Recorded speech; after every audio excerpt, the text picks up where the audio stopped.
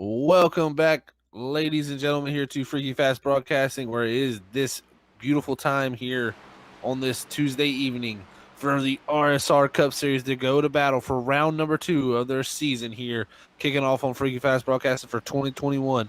It's going to be one heck of a battle. We already seen the Arcade Evolution Series put on such a good show for the Evolution Racing Leagues here at the Homestead Miami Speedway. Now we head off to their Cup Series here for 133 laps, 2 stages tonight. It's going to be wild after what we see in Daytona last week. Was one of the best races we've ever had at Daytona, I believe. So I'm sure Homestead's going to put on one well of a show under the lights here, and it's going to be super, super fun to have all of you fans on board. So let's get ready for this action here tonight. But first, we must give a shout out to the sponsors that make all this happen for us here on Freaky Fast Broadcasting and the Evolution Racing Leagues. So remember to go check out Or Nissan Central, which is the leading Nissan dealership in Oklahoma City, Oklahoma. You can go check out their website at www.ornissancentral.com to go check out what they have in store for you there. Also want to give a shout out to Sheffield Graphics. Sheffield Graphics is the leading designer in sim racing paints and liveries. It was founded by a Navy veteran, and a portion of every paint goes directly to support the Military Foundation Folds of Honor. It's a great nonprofit organization that gives scholarships to families of fallen soldiers and disabled veterans. So make sure to go check them out on Facebook under Sheffield Graphics. And we also have ButtKicker. Feel what you've been missing. Remember, every game truly deserves a truly immersive experience. The ButtKicker Gamer 2 lets you feel every detail, from the subtle footsteps to the rumble of a V10 powered race car, from ambient environmental effects to the power of a nearby explosion. By moving a physical mass instead of only air, the Gamer 2 provides instant, accurate, powerful base response, and it's all perfectly synced with every game with no additional software required. So make sure you go check out ButtKicker and their ButtKicker Gamer 2 at ButtKicker.com. You can use FreakyFast20 to get 20% off there of any ButtKicker product on their website. So make sure you go check them out, and shout out to all of our sponsors and shout out to all you fans tuning in, because without you, we wouldn't be able to do this. But we got a well of a show here in store for you, all you people out there. But first, we want to bring up our league owner, Ryan Ezell, to get him to have a chat here with all the fans at home and let them know what's going on for 2021. And he's the man here. It runs the show, so let's hear what he has to say. Hey, Ryan, it's us guys down in the booth. How you doing, man? Hey, what's going on, guys? How are y'all? Doing great down here. Man, excited. It's going to be a fun one tonight. I'm a little torn on whether this thing's going to be fun to watch or fun to race in. Hey, it's definitely going to be a heck of a show. You guys always put it on here at the RSR Cup Series and the Evolution Racing Leagues. It's been a blast to cover what we've done so far. And after Daytona last week, what could you do to top that? I mean, we're right here in Florida again, virtual Homestead Miami Speedway. We've seen the show the ARCA guys put on with the multi-group here, so let's expect something great here tonight. Man, I really do. The ARCA guys, we call this our quote-unquote developmental series, but I don't think it's anything short of top-level racing, especially for the ARCA cars. Those are a handful to begin with. Christopher Schmarell beat out David Edwards there at the end to take the win. It's an exciting race to watch, and I can't wait to see what happens tonight. You've got a lot of talent. You've got a 40-car field, 133 laps here tonight, so they're going to have to be patient and allow the track to come in a little bit, let the heat and pressure build up in the tires on an early run. So it's going to be a lot of strategy. I could see a fuel strategy come into play, or maybe even some tire strategy as well. Oh, it definitely should be. This place is always about tires, so we'll see how the tires can last for these guys as they go through the stages here tonight. And after 2020, Ryan, y'all had such a great ending to 2020. I mean, we had such a blast during the playoffs, and coming into 2021, what can we expect to see throughout the rest of the year with the RSR Cup Series for drivers and fans out there? When we created this league, we want to create a league for the drivers, and we went and scoured through all the other leagues and people that we've raced with, put together a great group of tight-knit drivers that respect each other a lot, but everybody has that will to want to win, and I think you're going to see that. It's a long season, 34 weeks. You got a lot of guys that are committed to this. They put a lot of practice in each week, so I think you're going to see a lot of side-by-side racing. potentially 3 wide, 4 wide in the straightaways, trying to gain the spots. But you're going to see a lot of give and take too, because you're going to need that. You're going to need some allies out there on the track. Oh, definitely need allies at all times. You never know when you might need somebody. So definitely a great thing to have, like you said there. And you guys got a lot of prizes coming into 2021. Can you kind of explain what y'all got breaking down with that? Absolutely. We've got a prize pool between the ARCA, the truck, and the Cup Series, valued at somewhere between $2,700 to $2,800. The champion, we don't just reward the champion of each series. We've got some kind of special awards in there as well. The champion, of course, is going to get some cash. They're going to get $375 worth of sim equipment of their choice that the league will buy and pay for. They're going to get a ButtKicker setup.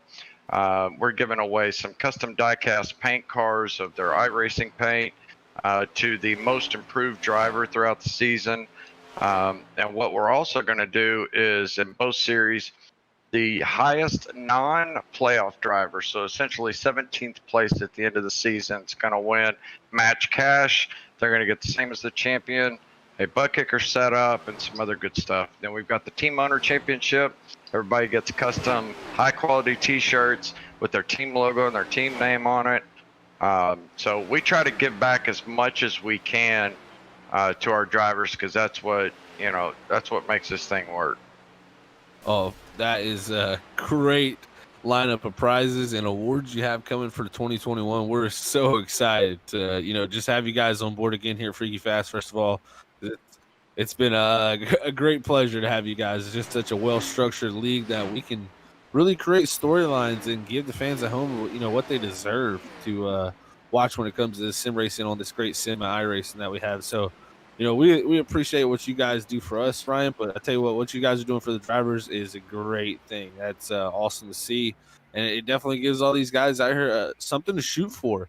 And Sure. even the prize for 17th, like that is so cool to see. I mean, it keeps you in it till the very end, and that's the most important. Absolutely. And the biggest thing is having fun. At the end of the That's day, right. we all wouldn't do this unless it was fun. And so it's great to see that, be a big forefront here, and also, creating a family environment that you guys got here. But Brandon, I don't know if you got any questions. Even Robert up there in running the cams. I don't know if you want to pop down here for a second or something. But you guys got any questions that you'd like to ask Ryan before, because we still got a good little bit of time here to burn before these guys go off in the qualifying. Well, from me, not exactly any questions. Just want to say, man, love broadcasting this league. I love what you guys have done here. It's been really cool, and it's not really structured much like anything else I've ever experienced. So, got to give my hats off to you guys.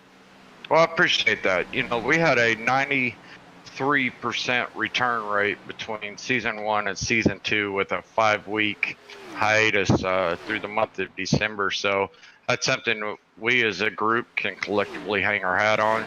We have an ownership committee in both series that makes the decisions for the league. So it's not just me or 2 or 3 people that are making all the rules up and changing and doing the schedules and this, that, and the other.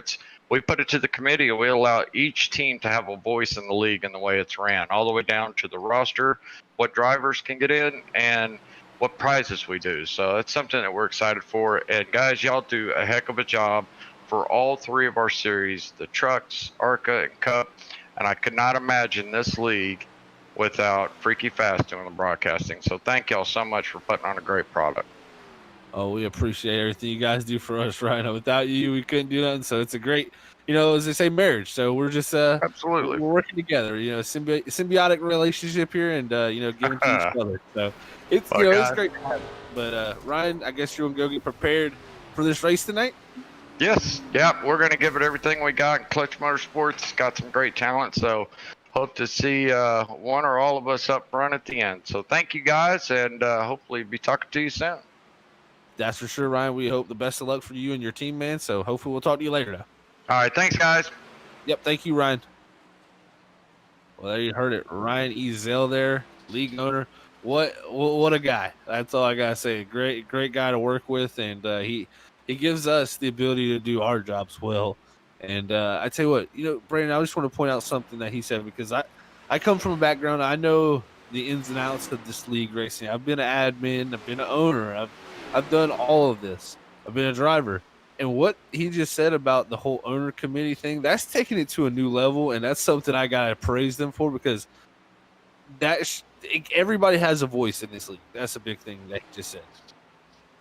Absolutely. I haven't been around too many leagues, but to get a bunch of hard-headed racers around and get them all to agree on some stuff.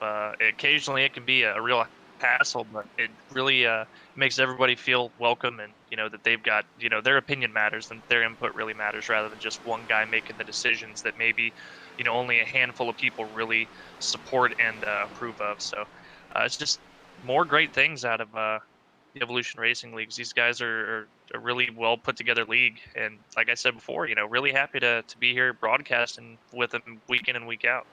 Yeah, I think we all are proud of that as we got all three of their series here. We got the Adrenaline Rush Truck Series there, and then we have the Arc Evolution Series on Tuesday nights, and then we have the Cup Series here on Tuesday night. So we have there are three major series, and man, I tell you what, it's been a blast covering so far. It looks like practice is coming to an end here for our event tonight with the RSR Cup Series, and while these guys head into qualifying, I just want to make sure I introduce ourselves. I'm Zach Hall up in the booth, calling the shots along with me will be Brandon Colley. And then we'll have Robert Moyer Jr., the boss man himself, up in the booth running the cameras, giving us the information we need to keep it all running smoothly. So shout out to these two guys with me here. Brandon, what can we expect with these Cup cars at the Homestead Miami Speedway? And, this is definitely different than what we've seen with the ARCA cars, I'd say. Yeah, about twice as long of a race tonight. Good number of tire sets in the pits, so they've got options for when they want to pit and maybe take a risk on getting some new tires for some track position, or maybe taking a gamble to stay out. I'm going to have to echo my statements for the ARCA race tonight. It looks like even a little bit longer once the tires wear in. They're still really having to deal with a loose condition, and that's not out of the ordinary with these cars. You get a snap loose more often than anything. So guys are going to have to be up on the wheel tonight, white knuckle driving, just trying to keep this thing underneath it. I think you definitely said it right there, my friend. You got that. Definitely white knuckle it around this place to get the speed out as you're out on board right now, Cody McCauley. I tell you what, this is a great on board because this dude right here, very fast. Let's say this dude loves to qualify on P1 position. We'll have to see if he can pull that off here tonight in the Cup Series, as this is the first track where we really can see, the tell the tale. Well, this race is going to tell us the most about what is coming this season as Cody McCauley does jump to top of the board. This is just really going to tell us the most of what's in store for us to see throughout the rest of the season, because this is a track where that you could be quick here, you could be quick a lot of other mile and a half. Absolutely, it shares a lot of similarities, especially places like Kansas with the progressive banking. You're able to run a lot lower here than you normally would be at a place like Kansas, where the traditional line is right up against the fence. But it's one of the most similar, and whoever is able to do well here, definitely look for it at a track like Kansas. But places like Charlotte and Chicago and Kentucky, it all transfers in. The tracks are different shapes, a little bit different banking, but a lot of the feel and the skill set to be fast, those transfer across all these tracks very well. They really, really do. Mile and a halves are something that you can replicate from track to track, in my opinion. So that's something I think to watch is just that. Travis Ever jumped to the top of the board right now, putting himself in a possible Sheffield Graphics pole award position right now, as we're nearing about halfway through this qualifying session, and seeing where these guys stack up in this field. But I gotta say, last week we had it looks like coming out of last week with the stages, Trevor Massetti will be our pole, or not pole, sir, our points leader, with John Willett in the second position, with Dylan Reed winning last week, coming in third points right now. And I gotta say, think about this, Brandon. So I'm thinking for a big rebound from our past season champion, Curtis Preston. He finished 38th, got 7 points coming out of Daytona. 7 points. He's more than 50 points behind our leader of Trevor in that 88 machine. So that right there, I'm looking for a big bounce back for Curtis Preston. He's already third on the board, so let's see how that all shapes up. Well, Zach, we saw it during the ARCA race. Have a horrible finish at Daytona, come out and win at Homestead. So it's definitely not out of the realm of possibility. And like you said, Curtis Preston, defending series champ, absolutely one to watch out for. We've seen him be fast at really any type of track, and coming off third here tonight, looks like, barring any late quick laps, he's in prime position to come out here and win at Homestead. In a great position he is. Here's Dylan Reed putting down his qualifying lap here in the 131. Last week's winner here at the Daytona International Speedway as we move over to Homestead. Not too far away either. We know we didn't have to move too far to get in position for this racetrack. Hey, it was far enough, man. My legs are tired from carrying all this equipment. Yeah, I know Robert puts us to work. You guys don't even Yeah. know behind the scenes. Oof. But it looks like a few of these guys taking times. Yeah, it's just going to be a heck of a race here tonight. As got 30 seconds left here in qualifying to see how this field shakes up. We got, I think 40 cars here tonight, possibly. I think it's 38, but with the race control, it's 40. So might as well say 40. That close enough. It's still a massive field. Yeah, again, Man. And it's one of the beauties of these, the championship racing format like this, that when you have a big field like this, I mean, having a huge lead in points isn't that big of a deal because that lead can disappear in a flash. Well, the flash is done because the qualifying's over. So Travis Everett is going to be your Sheffield Graphics pole winner here tonight in that 59. Last season finished runner-up in the championship. So fast driver starting off season great for Slide Job Racing. And there is our qualifying results. See Travis Everett there on top of the board, followed by the newcomer of the 62, Cody McCauley, newcomer this season. Third is going to be last season's champion Curtis Preston. John Willett, also a newcomer there in the fourth position. Nolan Potter there in the 34 is going to start fifth. Trevor Bassetti, our points leader, is going to start in the sixth position. Seventh is going to be Ryan Bean. Eighth is going to go to Matthew Rush. Ninth is going to be Alex Rudolph. Rounding out your 10th position for the top 10 is Adam Buzzio. 11th is going to be GT Irizarry in that 14. 12th is going to go to teammate Michael Sheffield. 13th, last week's winner, Dylan M. Reeve. 14th will be Nathan Campbell in that 52 machine. 15th is going to go to the 9 of Kevin Giadricic. 16th is Rusty Modesty in the 6th car. 7th, and I believe he's a fill-in driver tonight, so shout out to Rusty there. 17th is Craig A. Burns in the 12, or 17th is Craig A. Burns in the 12 car. Getting their numbers mixed up with their positions. 18th is Brock Potter. 19th is going to go to James Courtroan. 20th is going to be Scott Taylor. 21st, Andrew Little. 22nd, Chad B. Singer. 23rd, Randy Cornwell. 24th, Harold Watkins. 25th is Zach Schrittenthal. 26th, Bob Fitzpatrick. 27th, Junior Miller. 28th, Casey Kuntz. 29th, Daniel Gonzalez. 30th, Ryan Ezel. 34th, Anthony Younes. 32nd, Kevin Sabilla. 33rd, Kip Easley. 34th, Kevin Ruff. 35th, Mark Andre Thibodeau.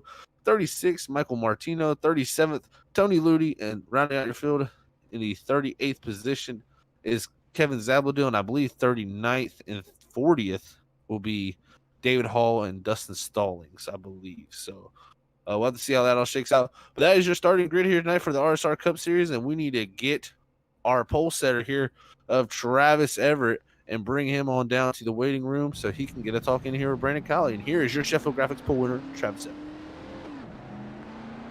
Hey, Travis, it's Brandon up in the booth. You got a copy? Yes, sir. We got you. Well, congratulations on getting the Sheffield Graphics Pole Award. Well, after a bit of late race shenanigans at Daytona last week, didn't get the best finishing position you'd liked, but starting on the pole here for race number 2 at Homestead. How are you feeling about the race? Anytime you can outrun Cody, it feels pretty good. Haven't seen him qualify in the Cup Series yet besides at Daytona. He's been putting it down in the Truck Series, so I knew he was going to be some stiff competition, so feels good. Yeah, it was somebody we see qualify pretty well every week, but you got one spot better and took the pole award. And, well, you guys getting ready to roll off and start this race. Wish you the best of luck here, and hopefully we'll talk to you during the stages or at the end of this thing. Appreciate it. Hope we put on a good show for y'all. All right, that was Travis Everett there. Your Sheffield Graphics pole winner here tonight in that 59 machine as we get ready to bring green flag racing here at the Homestead Miami Speedway. Wow, it's about to get wild up here in the booth as the green flag is now in the air, and Travis Everett will take us down to turn 1.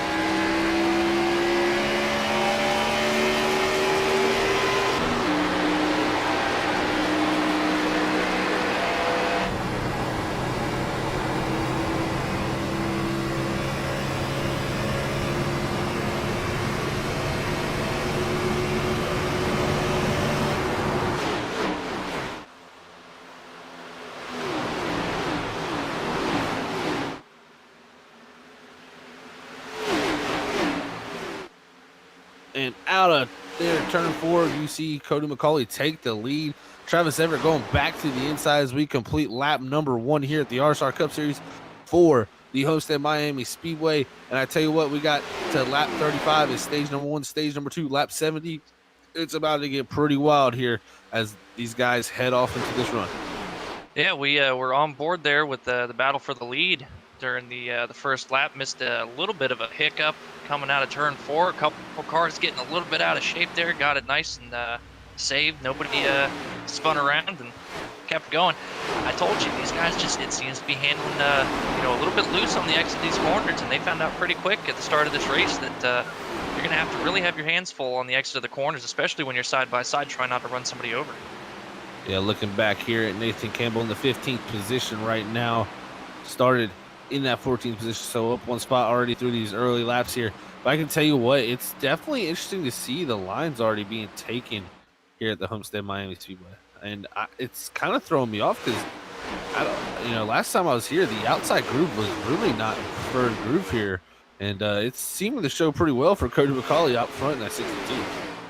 Yeah, it was something that you and I talked about before the broadcast that, we really didn't think that the outside lane was going to work that well, but it's got a lot of pace in it right now. Normally it's, that low line right above the bottom scene there, the, brighter strip of pavement to the middle line is generally where you'll see guys running, but wall up there in the high groove has really got a lot of speed.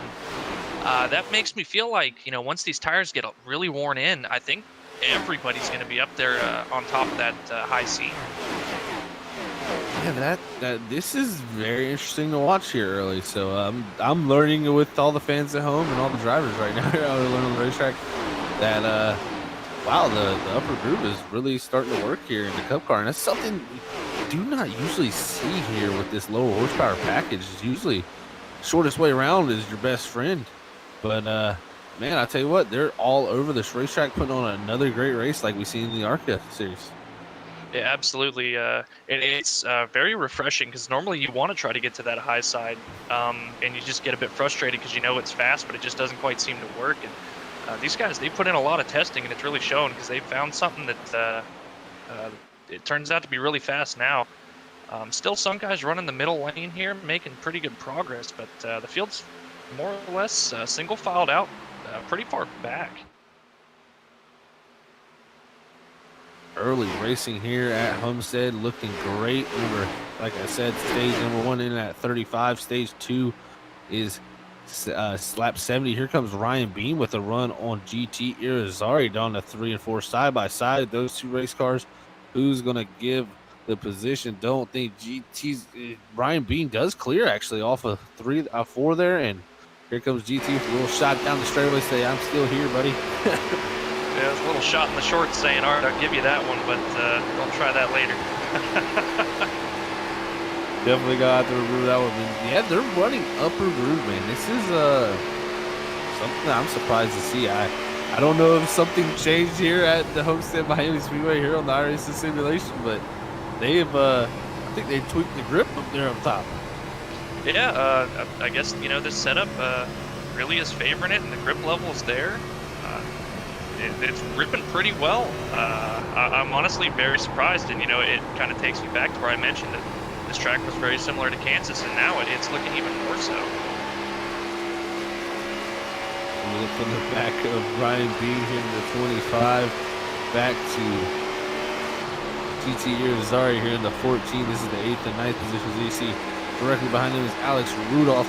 Last week's winner, a couple car links back, about 6 car links back there is Dylan Reed in the 11th position. But right now having some great racing, trying to see who's moving up through the field the quickest. It looks like Randy Cornwell is making some ground up in the 18s. He's in a gaggle of cars in the 17th position with that number 18. You know, Randy Cornwell, very aggressive driver. He's going 3 wide around the outside here, trying to take some more positions. Yeah, it seems to have been that, kind of hornet's nest of cars from about that 15th position on back. Everybody else more or less single file, except for the occasional duck out for a pass. And, yeah, it's something we saw in the ARC series too. There'd be a big wad of cars, and then guys would slowly get past and single file out even more.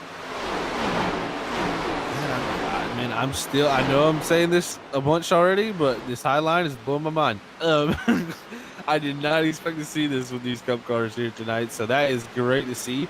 And I think they elected too for the Open California or the Open Homestead set, so that's pretty cool to see. And that's supposedly the setup that iRacing is built for open style racing. So this setup should have a little bit more, in my opinion, just value to it, where you can move around and find stuff. So maybe that's playing into the factor. I know dirty air is a big factor here too. You want to get out of that dirty air, that car you're directly behind. So moving up, if you can move up and do like these guys are doing, this is going to put on a great race. And I think, Zach, to what you said about them using the open set, I think they're able to run the high side because those sets are probably going to be a bit on the looser side, whereas we know anyone who's been on the iRacing service for a decent amount of time, the fixed setups that iRacing gives us are generally more on the tighter side of the spectrum, just to make them a bit easier to handle and keep the racing a bit closer. Whereas the open ones, you've got a lot more freedom, and they can go ahead and set the baseline on a looser side, which, as we know, as race fans, loose is fast. So I think that's contributing quite a bit. Very well could be, as we're seeing great battles all around the track. You see Bob Fitzpatrick back here in the 3-car battling. I believe that's Scott Taylor here. They're in the 22nd, 23rd positions right now. Andrew Little directly ahead of him. I mean, you got this whole field of the 40 cars pretty much just going to battle.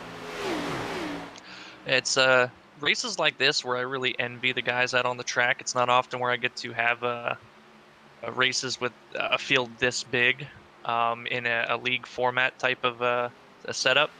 And man, just being able to, it doesn't matter where you're running, just having fun battles all the way around the track.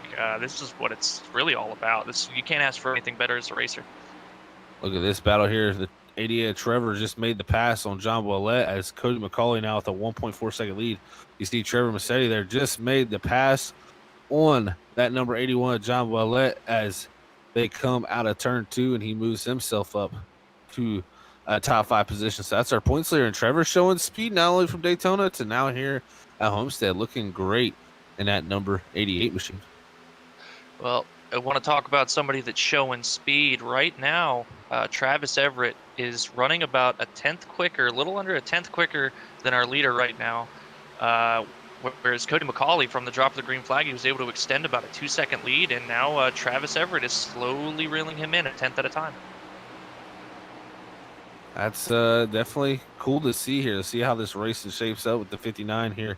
Travis Everett, who was our pole setter, definitely dropping back a little bit there from the lead, but now about a half a tenth faster that time by, and even Curtis Preston behind them is even quicker. So Curtis Preston is starting to put it on your past season champion, saying, "You don't forget about me just yet, guys." Yeah, and I'm sure there's a lot of teammate information being shared there about, what they're finding that's working for each other, and trying a lot of different things, and it's showing as they've picked up the pace quite a bit as the run has gone on here, approaching 20 laps in the books. And I want to give a huge shout out to one driver out here, and that's the 6 of Rusty Modesty. Back here in the 18th position, started 16th. He's right here directly behind Randy Cornwell. And I was saying that he's a fill-in driver this week, and he is a fill-in driver for the 6 of Robert Nestor.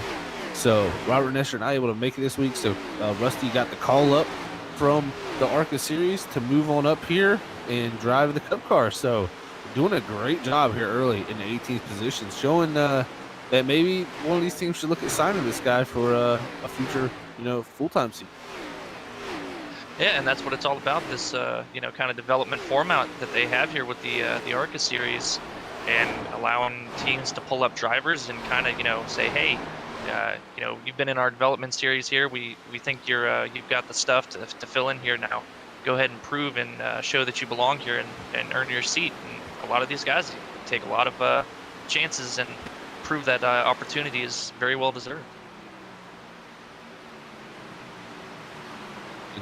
Dylan Reed now in the 131, running in the 10th position at the moment, so up 3 spots after his win last season. So he's continuing to move himself on up. Another driver moving himself on up is the 14 GT Irizarry.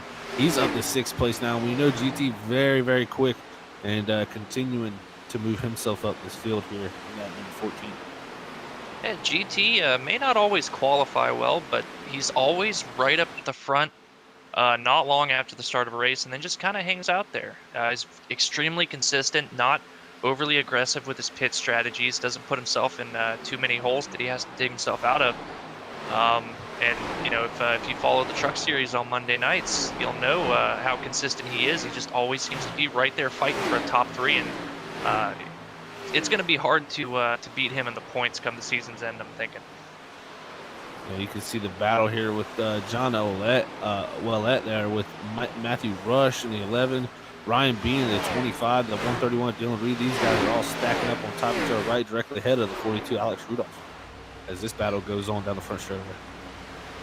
Hey, see, Ryan Bean, he was a little bit higher on the exit there in center corner. 3 and 4 got a little bit better of a run than the 31 of John Ouellette, and just cleared the 11 of Matthew Rush to make that run. Is now John Ouellette coming back with that high side run. It's just a game of crossovers here at Homestead. Yeah, I think Ryan Bean's going to have the preferred groove here now as they head through 3 and 4. Let's see if, like you said, crossovers on crossovers, but it looks like Ryan Bean will clear this time and push John Ouellette back to the 8th position with Matthew Rush directly behind with 131. Dylan Reed here, he comes up the inside. Yeah, they're going to be searching over now. Tires are wearing in. Everybody's kind of, settled into the pace they're going to be running. They're going to be looking all over the place to see if they can find an advantage on a different line here. And it just doesn't seem like that inside is really all that good at the moment. I don't know if, they can run down there a little bit longer and put down a little bit more rubber. Maybe it'll pick up the pace later in the race. But right now, there's not much to find down there on the inside line. I tell you what, last time by, Cody McCauley lost a good bit of time. Our leader, about 3 or 4 tenths to Travis Everett and Curtis Preston, Curtis Preston ran out 32.89 to Cody McCauley's 33.31. And tell you what, that's going pretty well for Curtis Preston there. Only 2 seconds back now, starting to close that gap. Also got to give a shout out to the 88, who was our points leader. He was the fastest going on track a few times by about 4 laps ago. Yeah, I've been watching the lap times between Cody McCauley, Travis Everett, and Curtis Preston, and they've kind of been flip-flopping. Every now and then, Travis will run a quicker lap, Curtis will run a quicker lap, and Cody will run a quicker lap. But I don't know what the hiccup was. Maybe Cody just a little bit hot coming out of the corner, had to check up to avoid the wall, gave up a whole chunk of time there. As now the gap has closed to within a second, back to second place Travis Everett. And the same with, Trevor Massetti in the 88. He's been running very quick times. And slowly reeling them in, especially up to the 34 and Potter in that 4th position. A lot of speed out of our current points leader. Yeah, showing a lot of great pace here. Is right now the big battle I would say going on the track right now is really from the 8th position on with the 131 of Dylan Reed. Here comes John Ouellette back to cross 131 of Dylan Reed back over. You also got Matthew Rush in the picture. You got Kevin Giadricic. You got Alex Rudolph, Michael Sheffield. Like, there's literally, these guys are all on top of each other here. Look at this 3 wide off a 4. Looks like Sheffield's going to back out of it there with Kevin Giadricic and Alex Rudolph side by side down the front straightaway. And it's not atypical of Michael Sheffield. He's very, very conservative and just thoughtful driver. He really plans out his races very well and just kind of keeps out of trouble and slowly works his way up. Is not super flashy and, not going to go out here and put down plates and qualifying laps every race, but he's always there when it matters. Looking at Zach Schrittenthal right now in the 22nd position, started 25th. So up 3 spots to that 22nd position, and he's directly behind Adam Buzzio, Andrew Little, Brock Potter, Rusty Modesty, and Randy Cornwell. So Definitely some great drivers ahead. And I tell you what, this field has become so stacked this season. I mean, Schrittenthal, top 5 driver, most races last season. He's running right now in 22nd. Yeah, and it's disheartening to know how fast you are, and you are stuck back in the 20th position. But it speaks volumes about just the talent level of the field as a whole when you can have a driver with that much speed that is fast enough to run in 20th, but also at the same time fast enough to run in the top 5 each and every week. It's just, you just never know what you're going to get between races. No, definitely. I mean, we're going pretty much through the field here with Kevin Zabadil in that 37th position right now, directly ahead of Chad Biesinger. And these guys are they're trying to hang on to the lead lap. Really is what these guys' biggest accomplishment right now is with running right now the 39th place car, Marco Martino. Right now is about 2 seconds ahead of our leader, Cody McCauley, who is getting closed in on for this lead here late in this go. As we're coming to 5 to go before stage 1 ends. These guys are going to have a tough time staying on the lead lap. They're going to have to do their best to try to stay there because that stage is coming very quickly. Looking at the laps, not this time out, but the last, Nolan Potter and Trevor Massetti look to be the quickest on the track, and it looks like Ryan Bean will be the quickest car on the track for this last lap by, but Trevor Massetti only 100th off of his pace, and not too far off of them is our second place car of Travis Everett, the 59. And like you said, that gap's slowly closing. Not many more laps to go here, but it's about half a second. He's well within the draft here, going to make use of that the run off the high side. That is, and tell you what, Dylan Reed also flying. He won 33.018, 33.059 that time to leaders, 33.28. So you're looking at 0.2 of a second. That 131 right now putting on. He won last week, and I tell you what, the Dylan Reed from that truck series, we've got a little knowledge on him. This guy is super fast when it comes to long runs. Oh, absolutely, and not the best qualifying effort out of the 131 at Dylan Reed. But with the stage breaks, all he has to do is just keep plucking away positions and set himself up with a good track position to start that final stage, and he is definitely in contention to win this race. I tell you what, guys, this stage win is in jeopardy right now from Cody McCauley. It is down to a car and a half right now. This 59 is drove to the back bumper, and McCauley is struggling. He has caught this dirty air of this lap traffic in front of him, and he is very much struggling right now in the 62. I would not be surprised here as we come to 2 to go in the stage if this 59 could get the pass done, because the 62 just looks super tight. Yeah, I think he's going to have to wait and set him up for a good pass going into turn 3. Pass out of turn 2, just open yourself up for the crossover. And especially with Cody McCauley looking like he's getting the draft of these lap cars now. And there he goes. Side by side, they go to 3 and 4. What does Travis Everett does? He had the power move to make it. What a move from the 59, our pole setter. He drives back to the lead as the white flag for stage number 1 comes out. And let's see if he can hold on to it here with Cody McCauley directly behind. And I tell you what, Curtis Preston coming pretty quickly too in this 29. When we get a longer run than 35 laps, this is going to be wild. Absolutely. Man, these guys have been, they've kept the pace up a lot more than I thought. We already saw that outside lane come into play. We didn't think that was going to happen. There's just no telling, what's going to happen by the time we get to the final stage here and the closing laps. Yes, sir, and they're coming out of 4 this time. Travis Everett going to be your stage winner for stage number 1 after setting the pole. And guess what? Those guys stay on the lead lap, and Curtis Preston gets the second. Man, oh man, that was a intense stage. Nolan Potter coming in quickly, Trevor Massetti coming quickly. It was, I tell you what, that right there is setting up for a great ending of this race, and I'm excited. This just gets me excited to see how close these speeds are. As our first caution of the night is out, brought to you by Orton Nissan Central, and it's the stage caution, so completely green up to this point. What a first stage, though, Brandon. That was so good.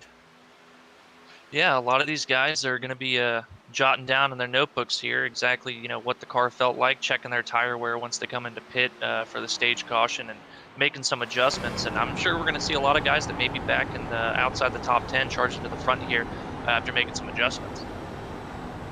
You very well could see that here as stage one's coming to an end. I tell you what, Travis Everett, that was great timing by him to be able to make that pass. And tell you what, that's got to put it in Cody McCauley's mind that he cannot go out there and burn his stuff up like he did that last run.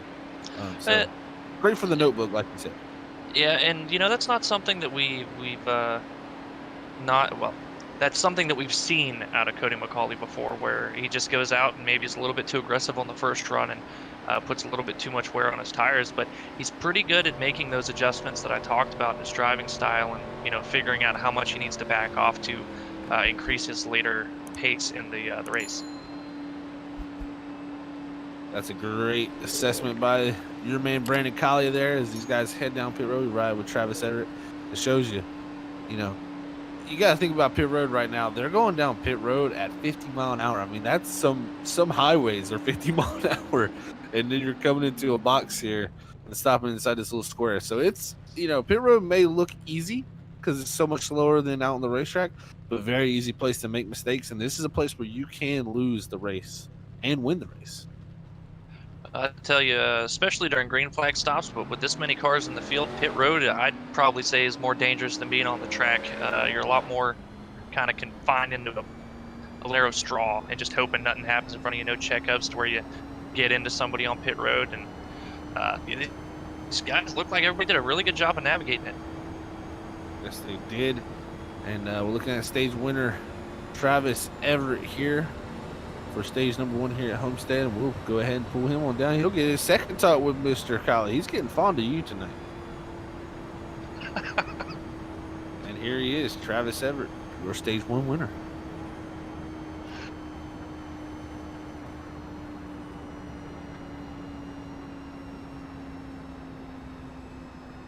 Travis, it's Brandon up in the booth. You got your ears on? Yeah, we got you. Well, Bud, qualified on the pole, gave up the lead pretty early, but was able to charge back and take the lead back before the end of the stage. How are you feeling now that you've got a run-in on the car during the race? Do you feel like the car's handling is where you want it to be? You got anything up your sleeve for maybe later in the race? Yeah, I like the way the car feels. Me and teammates, we probably put in about 300 laps worth of practice here this week, and it's definitely paying off. Learn where to save it and how to save, and I guess we saved just enough there. Yeah, you guys were looked like you were holding back just a little bit there, and were able to pick up the pace towards the later stages of that run, whereas the 62 maybe just kind of fell off a little bit too much. Are you going to try to approach this stage a little bit differently here, or maybe try to go out and push as hard as you can, maybe see what you can figure out? I'm going to try and stick with the same game plan that seemed to pay off this time. Maybe push a little bit harder, see if we can stick with him a little bit more, not let him get too far out there just in case.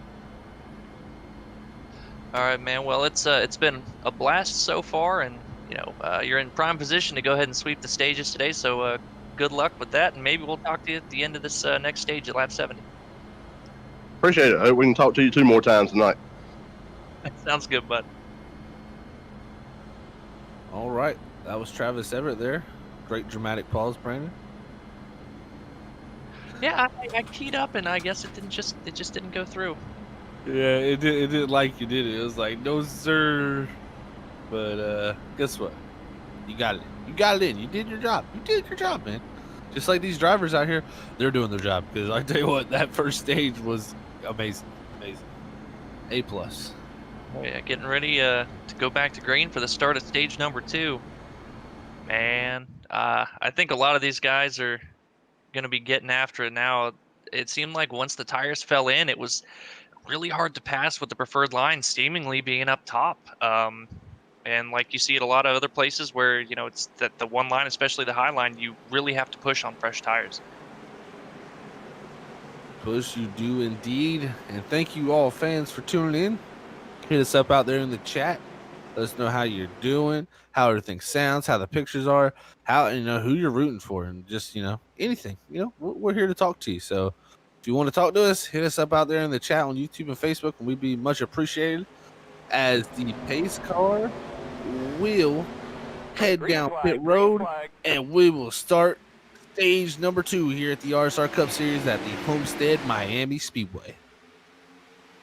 Yeah, really good restart by everybody. A little bit of a check-up accordion in the back, but nothing out of the ordinary. Already fanning out from the bottom to the top through turns 1 and 2. Wow. Look at this all over the racetrack. Every bit of this track used, and that's what the track maker likes to see. Every inch of it used by these Goodyear race tires. Yeah, rubber everywhere. Some guys saying they didn't. Oh, no. That was Nolan Potter in the 34 here as we have big calamity on out of turn 4. And, man, I don't think we're going to get a caution there as Craig A. Burns took the brunt of that. Actually, now we do get a caution. And the caution has came out now for the ticket time tonight, brought to you by Or Nissan Central. And that I do not believe is going to trigger our software. But, it actually did. So we will get a replay. So goody us. As we'll have to go back and check that out. It all started around the 34 Nolan Potter there. Yeah. I think it's going to show us Craig Burns here. Looking back at it, it wasn't anybody's fault. Just Nolan Potter in the 34. The car got a little bit loose and just trying to save it, a little bit of an overcorrection, and stepped out up into the fence. Yeah, and that's cold tires for you. And then Craig A. Burns here is, I think the rest of the field was trying to scatter to miss this. He kind of got sandwiched and got some inside of the inside wall.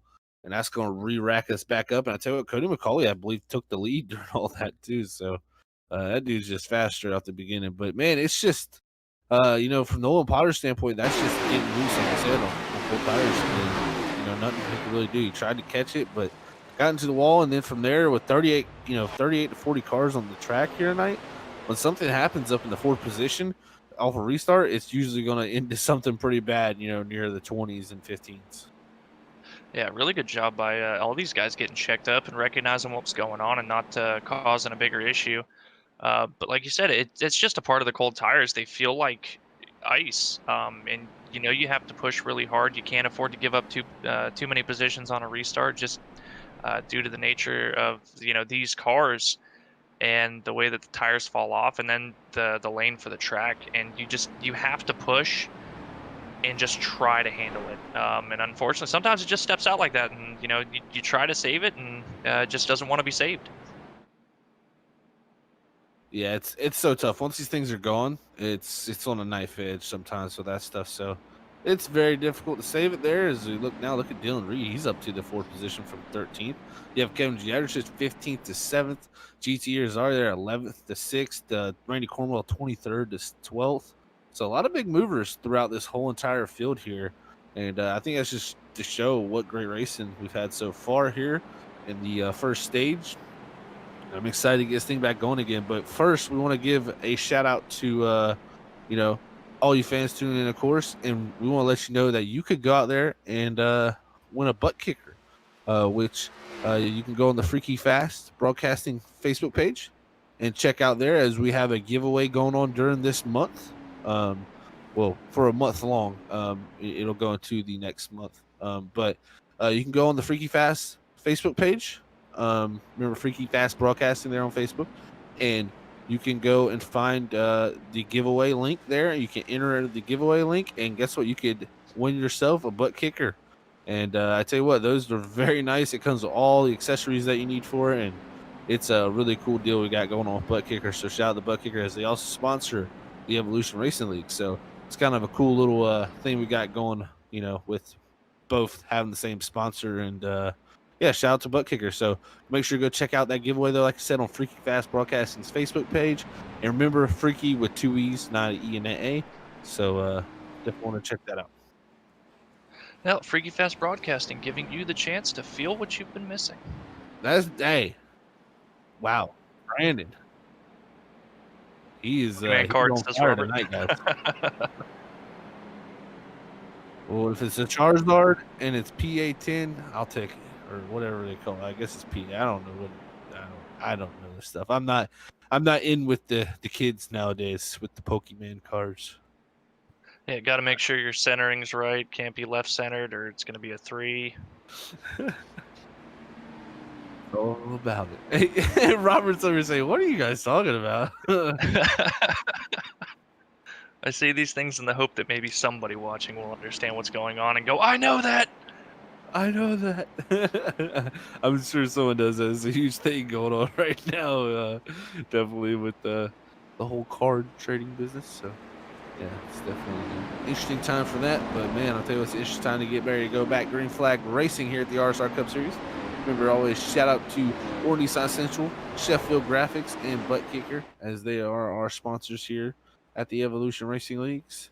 And man, I tell you what, it's about to get fired back up because we got some quick cars up here in the field. And I tell you what, I really think anybody in this top 10, I couldn't even say top 10, maybe top 15, have a very good shot at getting a possible top 3 here tonight.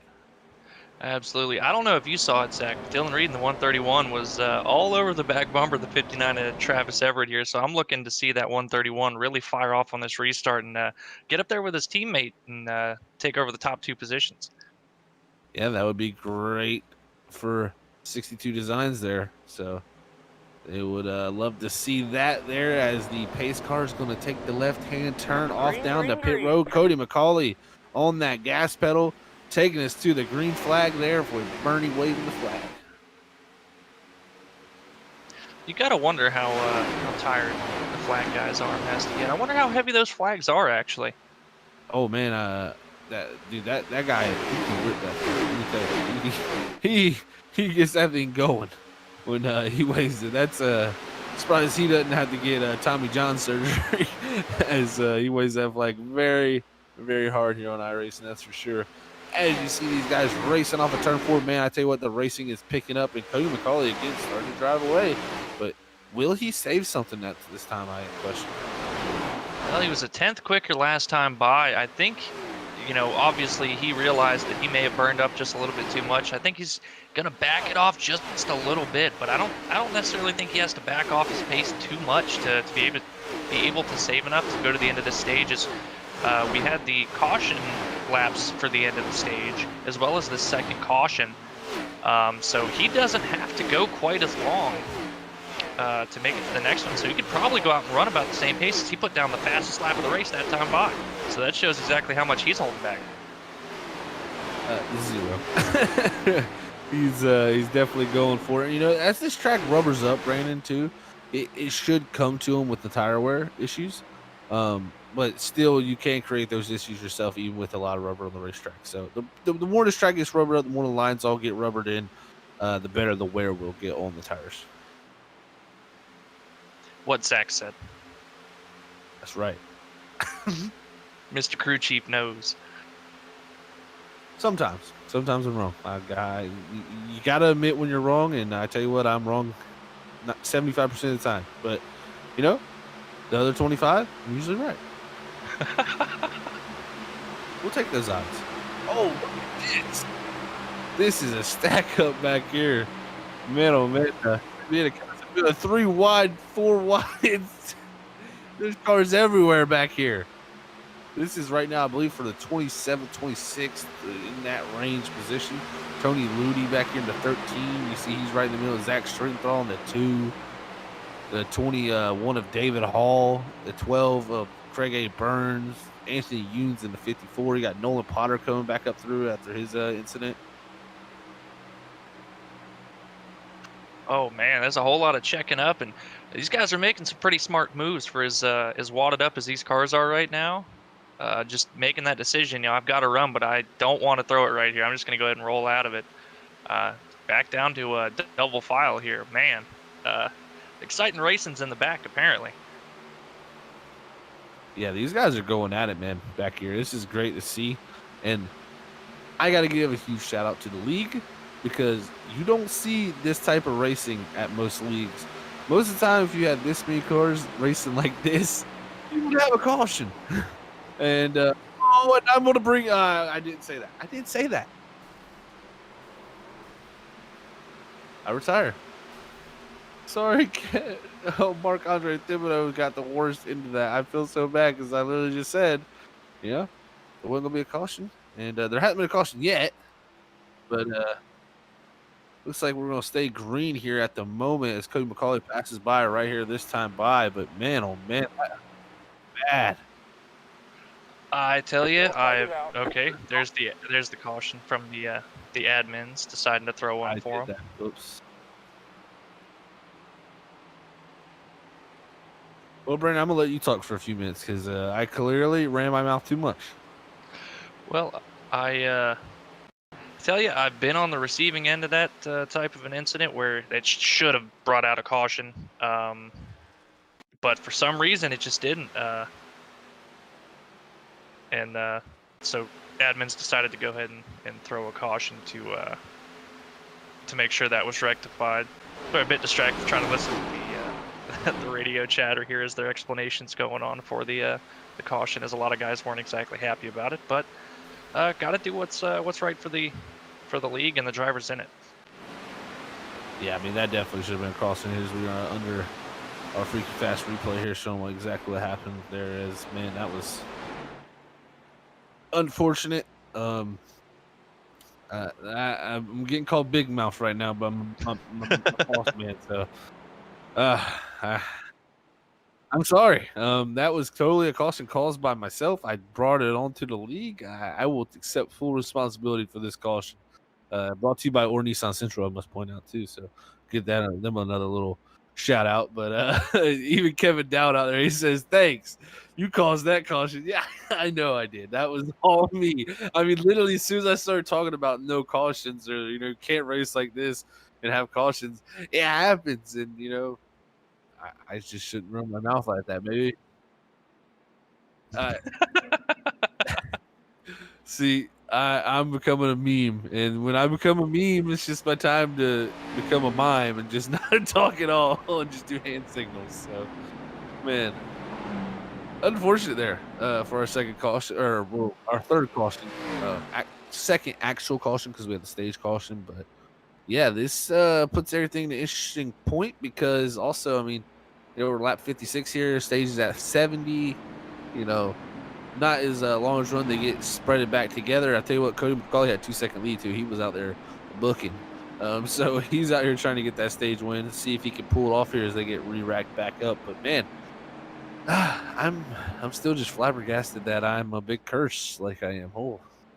Well, I think Cody McCauley, probably the one. I know GT wasn't exactly happy about the timing of the caution, but Cody, for as much as he was going out there and setting down some really hot laps, just trying to build up a gap before the end of this stage, this probably hurt him the most. It's going to be interesting to see exactly how much tire fall off he has now that they're going to be pretty much even with everybody else's. The caution's going to re-rack everything and see if he can pull out that gap again if he's got a little bit extra in the tank.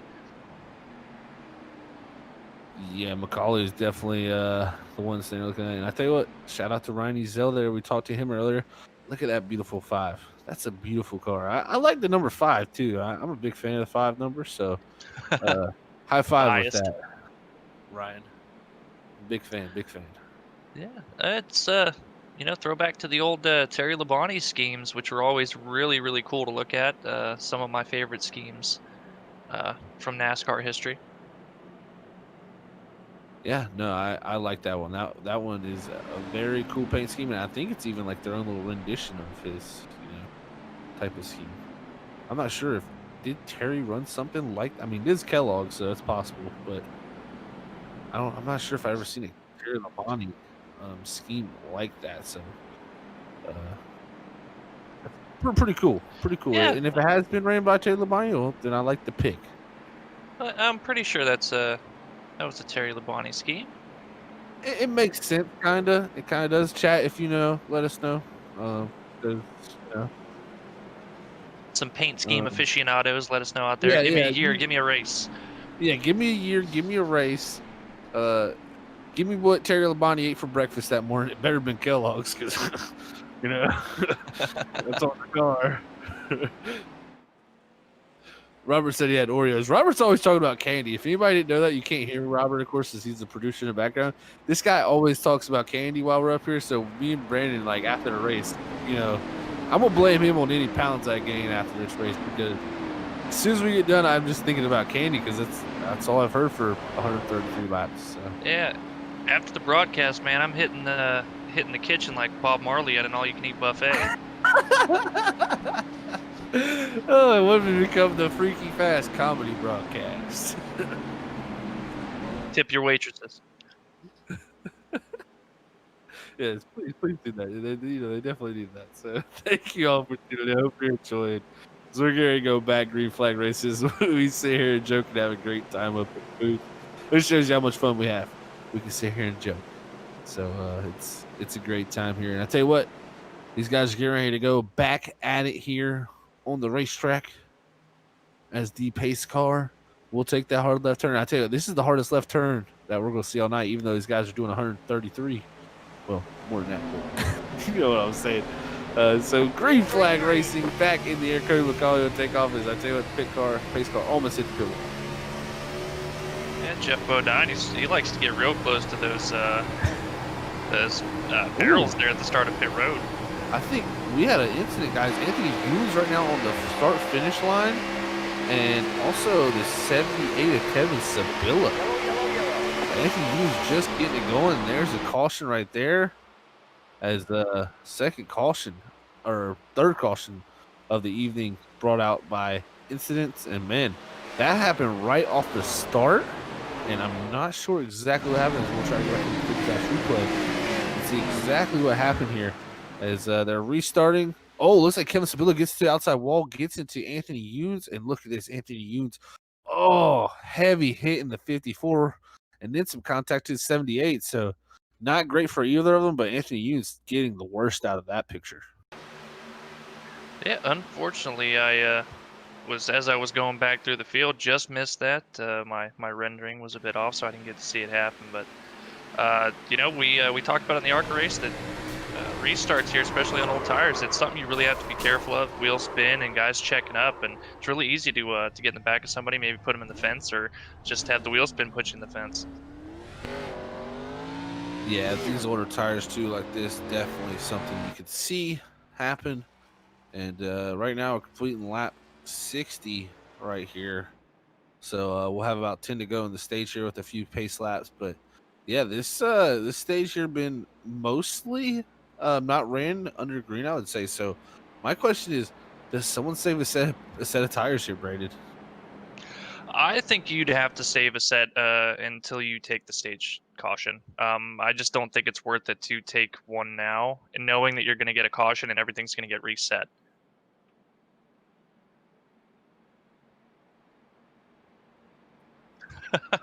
Well, Jeremy Myers out there breaks out the candy, and Robert is happy about that in the background.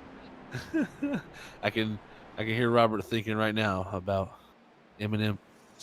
I literally, wow. You didn't hear it, everybody, but literally I said M&M's as he was saying Eminem, so I read his mind. I know this guy very well, trust me. Skittles and M&M's, you can't go wrong with Robert.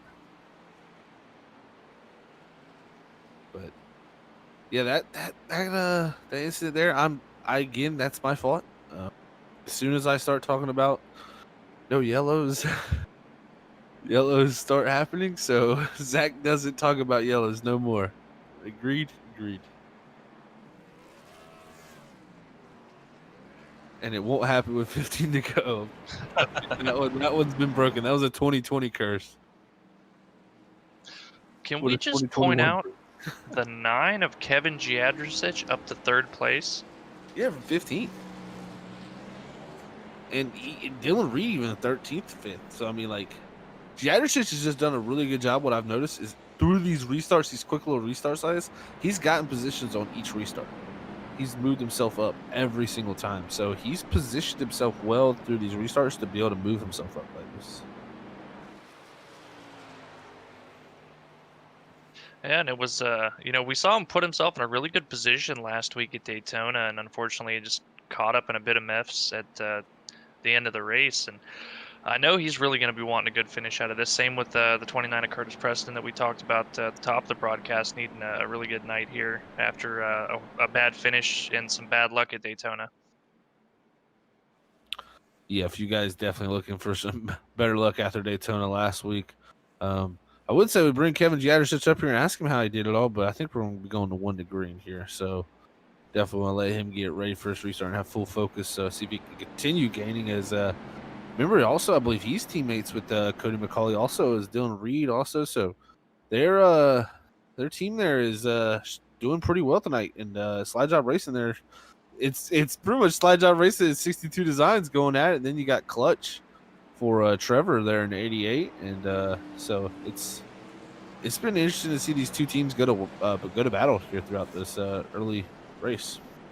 It just goes to show right here in the running order how valuable information is shared among teammates, and especially if you can really make good use of that information and you have the talent to do so, and these guys clearly do.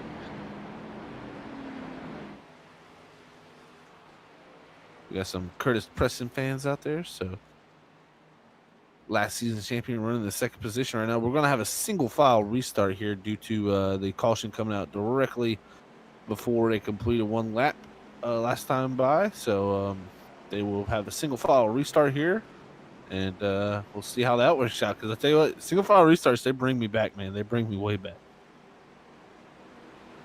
Yeah, it's not something you see in a whole lot of leagues where they'll opt to run single file restarts, and it's kind of nostalgic to see it. We don't get to see a lot of 87 leagues where they might do this regularly, so this is pretty cool.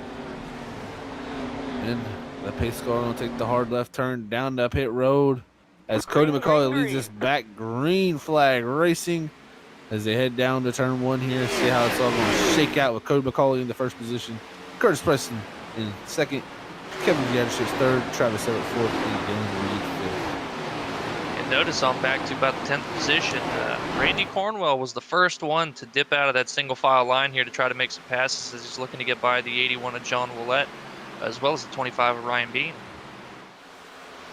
And you know Randy Cornwell is going to send it. That dude, he's always, a little contact possibly between him and the 81 John Willett. Very, very close racing. Yeah, he's trying to send it, just not quite enough room. And I tell you what, these guys have had multiple back-to-back cautions now, and the big thing with that is the level's going to go up. Some of these guys are getting less patient with each caution that happens, and they just want to go racing. And I know that feeling as a driver, you can get impatient just by pacing around for a little bit. Oh, absolutely. And if you start to feel like it's going to trend towards quick cautions, you want to try to grab as many spots as possible, and that aggression level will end up resulting in a lot more cautions. It's just kind of a self-fulfilling prophecy. And we talked about the 9 car I just noticed. Kevin Jadrosich up to second position now, up 13 spots from the start of the race. That he is. So 62 Designs leading the way right now as they continue down this race. Not too many laps left before the end of this stage, so Kevin going to get a nice handful of points here if he can maintain that second place position for the end of this stage. Yeah, it's Cody McCauley right now. He's got, I think, set on rails, my friends. So if it comes down to a short run, that dude is he's almost a for sure bet. I mean, he shoots out of the cannon every restart run. Yeah, absolutely. And unfortunately, this stage they haven't really had the long run that Travis Everett or Curtis Preston would need to really reel him back in. Speaking of Travis Everett and Curtis Preston, Travis Everett starting to look on the inside of Curtis Preston here as they near the end of the stage number 2 here. And that's the thing; these guys are trying to get as many points as you can right now. You got to run, just run as hard as you can right now. Get what you can. Yeah, absolutely. It's a sprint within a sprint within a race. It's kind of what this stage has been. And you're looking at Scott Taylor battle Harold Watkins here for the 21st position. And tell you what, where it's going to get interesting is the 42 of Alex Rudolph and the 81 of John Willett, as they're in the 9th and 10th positions right now. And remember, only the top 10 get points here. So you gotta be smart and make it to the end here. And that's Alex Rudolph and John Willett battling their 2 teammates who right now in the 9th and 10th position, they both want to get points here. So you got to think smart as Randy Cornwell coming in very quickly in that 18. Yeah, absolutely. Don't want to put both of you at jeopardy of completely losing out on these points, even if it is only 1 point. One point can make all the difference come season end for time that the playoffs start. And now it's just kind of defending, and if you can make the pass, make it, but don't make it at the expense of maybe the 18 being able to get around either of you. That's right, as the Sheffield Graphics white flag for stage number 2 has been thrown as Cody McCauley goes down to 3 and 4. Looks like Alex Rudolph and John Willett going to be able to hold on to that 9th and 10th position. As Randy Cornwell, big run coming out of 4, but don't believe he's going to be able to get there as the caution is out now this time. And Cody McCauley is your Sheffield Graphics stage winner. Or sorry, he's your stage winner. I put that on everything now. But lap 70 here, and in the books, Cody McCauley is your stage winner. Yeah. Got GT also got a point out, coming home with a 6th place finish for this stage. So another handful of points for the man of consistency himself. That's great to see there for GT getting his points that he deserves.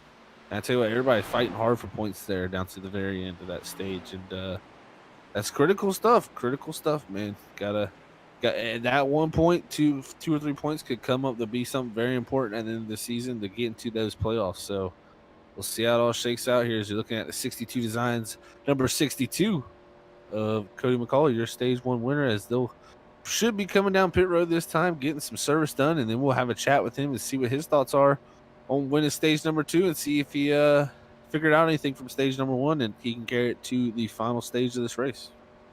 I tell you, for as many times as we've seen Cody McCauley win a pole and then win races, he's got to be getting tired of talking to me. Yeah, he's probably like, this Brandon guy. Gosh. Dang, man. Talk He's to just him going to again. start backing off at the end of stages and just trying to qualify second, so he doesn't have to talk to me anymore. Yeah, I mean, I would. I don't blame you at all.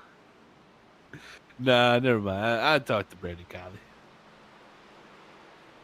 It's always a great chat with you in the booth. So, okay, no, they're jacking it up. Okay, I was about to say, did the 62 not jack up? But yeah, these guys are all going to take 4 tires and fuel, it seems, here as they race off a pit road. Oh, Kevin Giadrich is coming close for that race, but looks like Cody McCauley will win it with Kevin Giadrich second. Travis Everett in the 3rd position, Dylan Reed in 4th, and Curtis Preston coming out 5th. So now let's get a talking here with not Curtis Preston. Wow, my brain is jumbled up tonight. I'm sorry. Cody McCauley, and let you know how he pulled off the stage win here in stage number 2. And here is Cody McCauley. Hey, Cody, it's Brandon up in the booth. How you doing? Good, man. How y'all doing tonight? I can't complain. Been having fun watching this race so far. And I got to ask you, man, how are you finding all this pace out here tonight? Seems like since drop of the green flag and every restart, you just take off like a rocket. Just got a good feel for the car tonight, man. The racetrack conditions and the way the car set up kind of fit in our favor a little bit. Finding a little something working that top on restarts and having some fun with it. You see me rocket out of turn 2, kind of feel like Superman. But no, so we just got a really good 6.2 Designs Delta 9 Chevrolet Camaro tonight, and gonna try to bring it home to victory lane. Well, you've looked really strong out there. How are you going to approach this end of the race here? A little bit longer than the stages we've had currently. Do you think you guys are maybe going to split it down the middle for pit strategy here? We've got an extra set. What are you guys thinking about for that? Probably so. The fall off so bad. I think this next run you'll see the pace slow down a little bit more. A lot of guys riding out trying to save some tires. It definitely ought to be interesting because there's going to be a lot of different strategies playing. So we'll just see how it all kind of fade out. What we do might, kind of compare on how this restart goes and what other folks do. Well, we're going to be looking forward to seeing how this plays out and what strategy you guys all play and see who comes away with the win at the end of this thing. But going to wish you the best of luck. And, hopefully we get a talking with you here at the end. Absolutely, man. See you boys in 48 laps. Have a good race, bud. Hey, that is a confident I like man. That. I like confidence. I like confidence, man. I'm a big confidence guy, and I tell all the guys who drive for me, when I'm crew chief for them, you're the best out there. You got to think that if you're going to be putting yourself in a position to win, man. I just echo that so much. It looks like Fitzpatrick and Easley here possibly stayed out here. As I believe they might have pitted under that last caution. Yes. So this will be interesting. Bob Fitzpatrick at lap 62 and Kip Easley at lap 55. Bob Fitzpatrick did not take tires on his pit stop, whereas Kip Easley did. So gonna have to keep an eye on that 3 car and these guys charging forward here, trying to navigate that slower car. Ooh. Well, let's see how it all shakes out here with the 2 cars out front staying out. Cody McCauley now back here in the 3rd position. And did he say 48 laps? I think so. I don't know if his math was right. Well, he is an Alabama fan. I can't hold it against him. Oh, that was rough. Roll Tide, baby. That's scary. Put a face car in. As Bob Fitzpatrick brings us back green as the 3 is off and away. Kip Easley in the 24 in the outside lane. Looks like everything's stacked up behind him. See what happens as they go down to turn 1 here. Do they split them in the middle? Yeah, it looks like Kevin Trod got a little bit loose, but Kip holding on pretty well on the outside. So it sounds like we got a wreck in the back.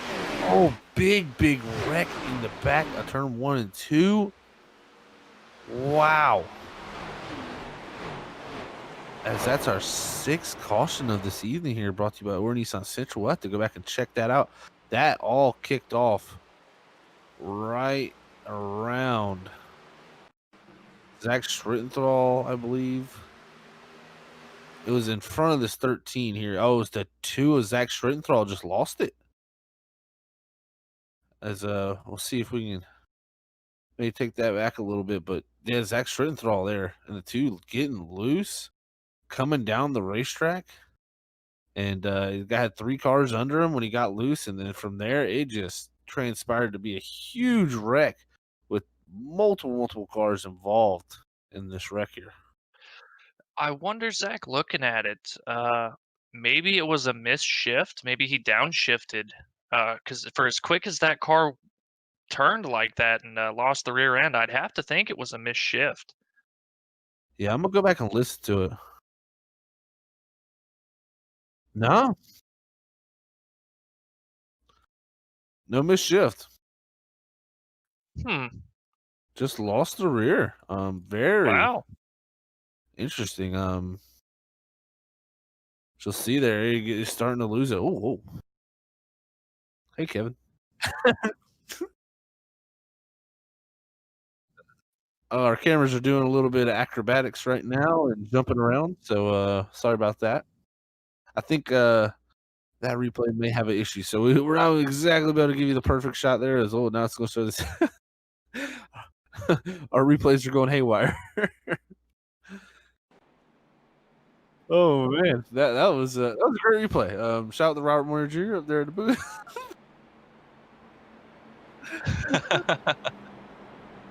We at least got to see Kevin Zabel deal his cool burnout in the pits. That was a pretty cool burnout. So yeah, but like I said, mostly started around the 2 there and lost the rear end, and yeah, just from there it was calamity. 4 Block Potter, I mean 13 Tony Ludi, multiple cars involved in that. Yeah, and it's not the hardest thing to do. We've talked about all night how treacherous these new tires are without being up to temp, and also a lot of I had to point out that going into the corner, his positioning, he was straddling that seam where the banking changes to, which is absolutely not going to help the handling of that car whatsoever. It doesn't matter what speed you're going on. If you try to put too much wheel with that balance change on the car right there, it's very easy to lose it. Completely agree with you there, man. It's one of those things that it just happens all of a sudden, and when it happens, you kind of have no answer for it. It's just like because watching on board from him, that was scary. Like he just turned the wheel left and it just broke loose. Yeah, and he tried to save it. I was watching, trying to hear for that missed shift that I thought it was to begin with, and he had that thing cranked way right, and it just there was nothing he could do. And sometimes it's just like that.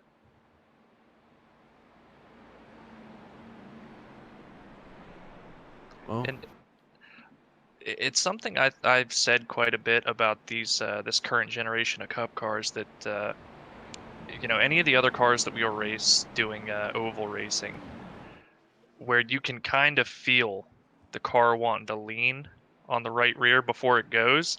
This car has the least amount of that. It's there and then it's not. There's just such a fine line to where you'll actually be able to feel it in time to catch it.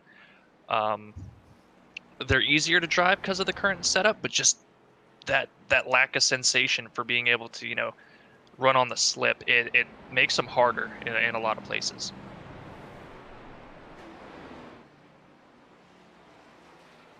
Well, I think we might have we'll have another single file restart here because I believe that caution happened within the first lap of the restart. So I have another single file restart here as when they cross the finish line here this time, we'll have 53 laps to go, and it should be pretty exciting from here on to the end as we got lots of different strategies to go. And you can also check out the live timing and scoring on our website, which has the link down in the description of the videos here, and you can go find that and check that out. They use live timing and scoring. It really helps to follow lap times, all types of stuff. It tells you who we're focusing on at that time, and it's a really cool thing to use. So make sure you go check out the live timing and scoring on our website, and just check out our website, Freaky Fast. So you go out there and check that out and let us know what you think, because Robert did a great job on it as the pace car pulls in, and we're back green flag racing as Bob Fitzpatrick takes off here at a single file restart. Well, I think, this James Corduroy there throwing a little bit of a block on Randy Cortwillen in the 18 there on the restart. Randy's been pretty aggressive on the restart, especially the last single file one we had, and James said, no, none of that. Looks like Bob Fitzpatrick here, your race leader, directly ahead. The battle, though, is for second, third. Oh, yeah. Kip easily dropping back quickly as Cody McCauley crosses over, takes the lead. Kevin. Also, Kevin Giadrich, whoa, and he's going to go around. That's going to bring out another caution here. Man, oh, man, the cold tires, they just struck. Big damage for the 81 of John Willett. It looked like Curtis Preston just slid by there. Wow. Oh, man, GT, Curtis, Kip Easley, all those guys. Look at this here as they come on the Freaky Fast replay. Dead sideways for a 9, breaks loose. He's going down the racetrack. Kip Easley. No contact from the 24, no contact from the 14, a little contact there to the rear of Curtis Preston, but he keeps it going straight. But here comes John Willett, and this is going to be the hard lick. Boom, big hit. Oh, where's Trevor Massetti going to go? Does he get some contact? We'll see here as he comes into the picture. I think he may have made it through it. Wow. Oh, and here comes the 25 of Ryan Bean. Hard lick to the front end of that car. And man, we're going to have to check that out on the 88 side of things, because he just he just barely made it through there with the 9 spin sideways. I'll tell you, with the 88, looking back at it, that was a lot of hand and foot coordination there to get the steering and the brakes absolutely just perfect to avoid that as close as it was. Looks like no contact whatsoever on the 88. You're right on board with Trevor in the 88 to see what he exactly saw here. See Kevin Jadashit spinning in front of him.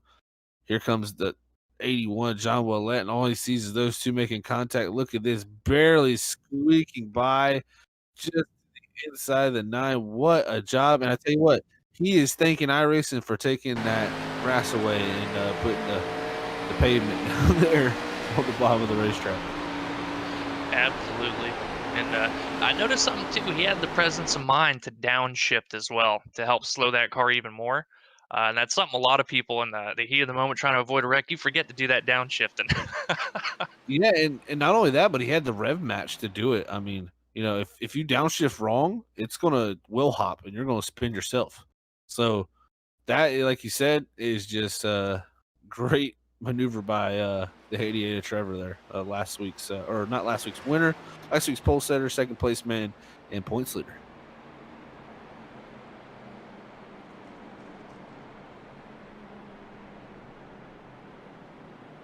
That was a wild caution here for our 7th caution of the night, brought to you by Or Nissan Central. So we're back under yellow here on the racetrack, and McCauley took the lead, and then from there it just kind of broke loose. And I tell you what, Dylan Reed up to 4th, also back up to 4th there. I I expect here when we get a long green flag run, this is going to be a heck of a battle down to the very end of this race. You know, I was wondering, Zach. I thought maybe Bob Fitzpatrick in the 3 would opt to come down pit road this time. I wonder if he's hoping that he can get another caution to put him in the green to be able to make it to the end of the race on fuel and take his set, because he should have one more set, I believe, than anybody else. Granted, I imagine everybody else, when they're good to go to the end, they'll also all come in. But if there's a late race caution, we've seen how beneficial fresh tires are to old tires. He may be in a very good spot to steal this race away. You're very right. You are very, very right about that, because he's in a different boat now, completely different boat, and we see what tires do. Of course, I mean, like you said, it's a huge difference. So I mean, if he could set himself up for something, the only issue I have with it is he needs some long green flag runs to get some people a lap down. Because right now, if you pit and take tires from Bob Fitzpatrick's position, he's going back to 35th, and you're not making up that ground with the tires, in my opinion. It's possible, but it's still very unlikely. Yeah, that's a lot of cars to pass. You'd have to have everybody just kind of part ahead of you in just the right way, not really get bogged down having to lift for people. And especially if guys have really worn tires, his best friend is going to be grabbing a lot of quick positions under caution or on the restarts, and then getting another quick caution and just re-racking them and doing it again to get to the front. Well, we'll get them all back lined up here, side by side, as we'll get ready to bring them back racing.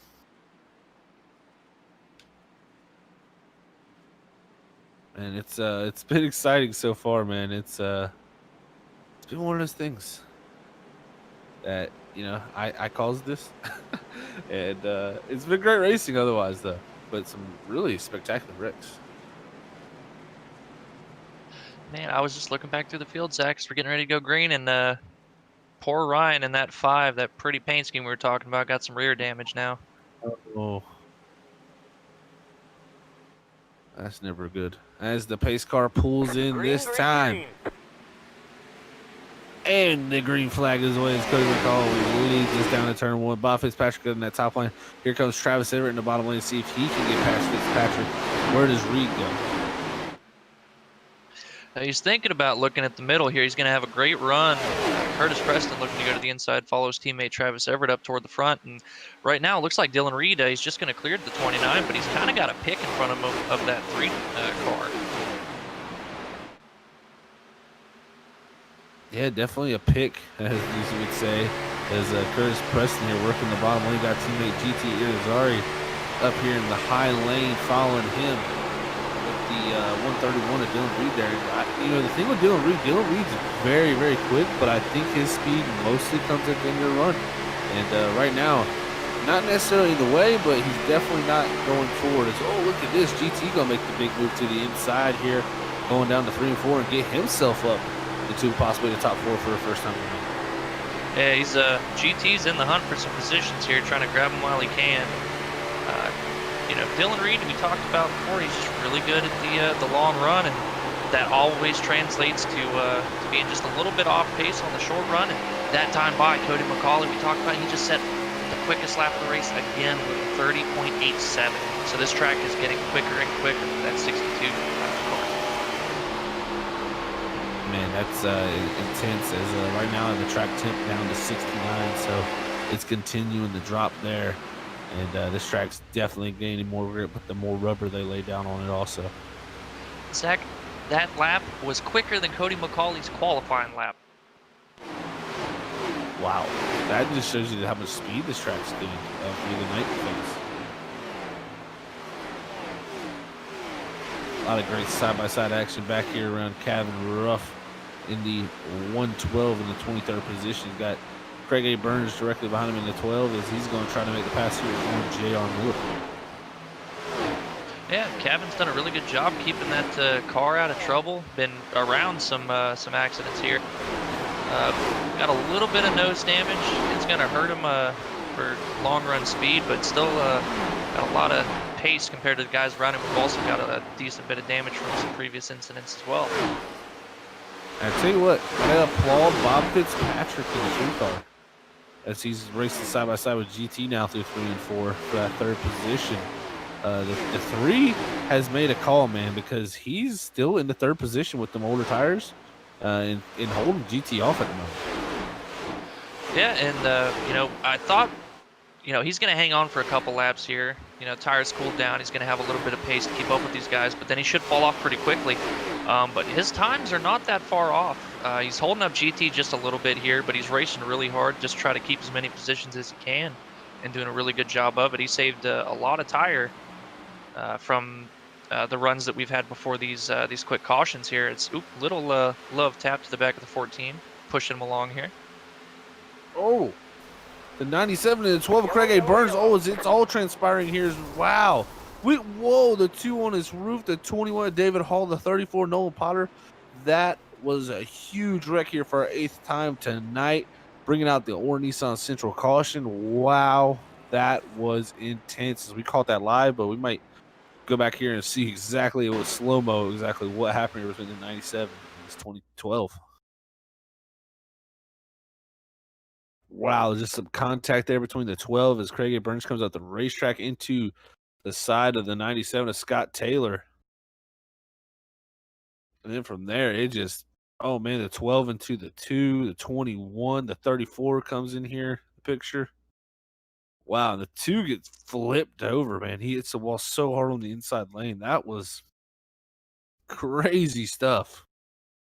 As yeah, look at that. The 2 is Zach Strenthal flipping down the front straightaway from that heavy hit into the inside wall. Nolan Potter, whose race has gone from great to bad to worse now with this incident.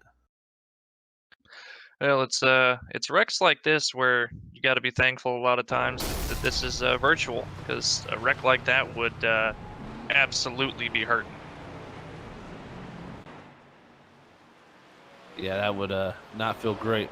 And I tell you, we had some tomfoolery down here on pit road. The 62, the 59, and the 14, all top 3 were going to come down. Bob Fitzpatrick said, nope, not going to pit. They all pulled right back out. So a lot of faking and whatnot going on here on this pit stop. And I don't know. I'm trying to figure out what Bob Fitzpatrick could be kind of play at here, just trying to gain track position maybe to keep even with them when they decide to pit. He's just trying to hold out as long as he possibly can and not lose as many positions as possible to then be on even with them when everybody comes in. I think if it were me, if he does have an extra set over these guys like I'm figuring that he does, I would have pit already. I'd have taken this chance here to pit. Yeah, it probably would have been a bad idea, personally, Brandon. You know, but at the same time, like, it's, if he waits, he's doing fine right now, and if he waits longer to pit with them, he'll be even with them, and then he'll have that extra set. You know, because he's got 2 sets left while these other guys got 1. Yeah, the tire strategy. It's a hard game to play. He does. He should only have 1 set left. Well, he's pit 4 times, but I don't know if that was for topping off or if he actually changed tires under every single one of them. I can't imagine that he took all of his sets already, or even more sets than anybody else had at this point. Yeah, I believe he's just took 2 so far, with the stage and the one before. So he's the first stage, I believe he pitted for tires, and then he pitted early in that second stage for tires, is what I'm getting at. And so he should still have 1 set of tires like the rest of these guys. So I think he's trying to play it where he just gains track position out of this and be dead even with these guys. Okay, well that makes a lot more sense than I was under the impression that he maybe had a set extra and was trying to play that game at the end here to just, you know, gain some type of an advantage. But if you've only got the 1 set to go, then absolutely try to do what you can to keep even with these guys and not give up too much track position. Yeah, it's definitely an interesting strategy that Bob's going to play here. And I tell you, if it works out for him, he gets a great finish out of it, bravo to him, because he started 26th. And looking at it, yeah, he's our biggest mover right now, 22 positions.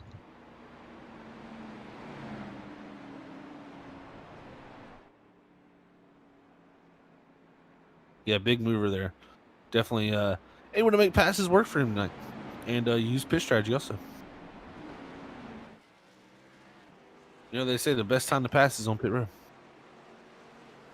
Yeah, sometimes it's the easiest. That's for sure.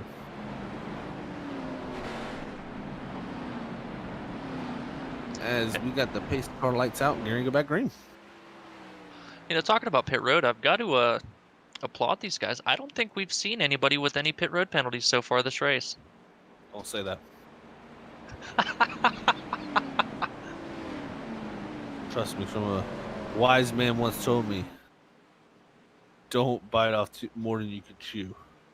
Because now that you said that, Brandon, unfortunately, someone will feel the wrath of the pit road penalty. All right, I want to see anybody in chat post your pick for who it is that's going to be bit by the pit road bug because I said something. Who's it going to be? Alicia Betsia. All right. Gary to bring her back. Green flag racing. Pace cars going to pull in this time. Cody McCauley going to lead back to green. Green flag is back out. And we are off and away down to turn one to start these guys back up.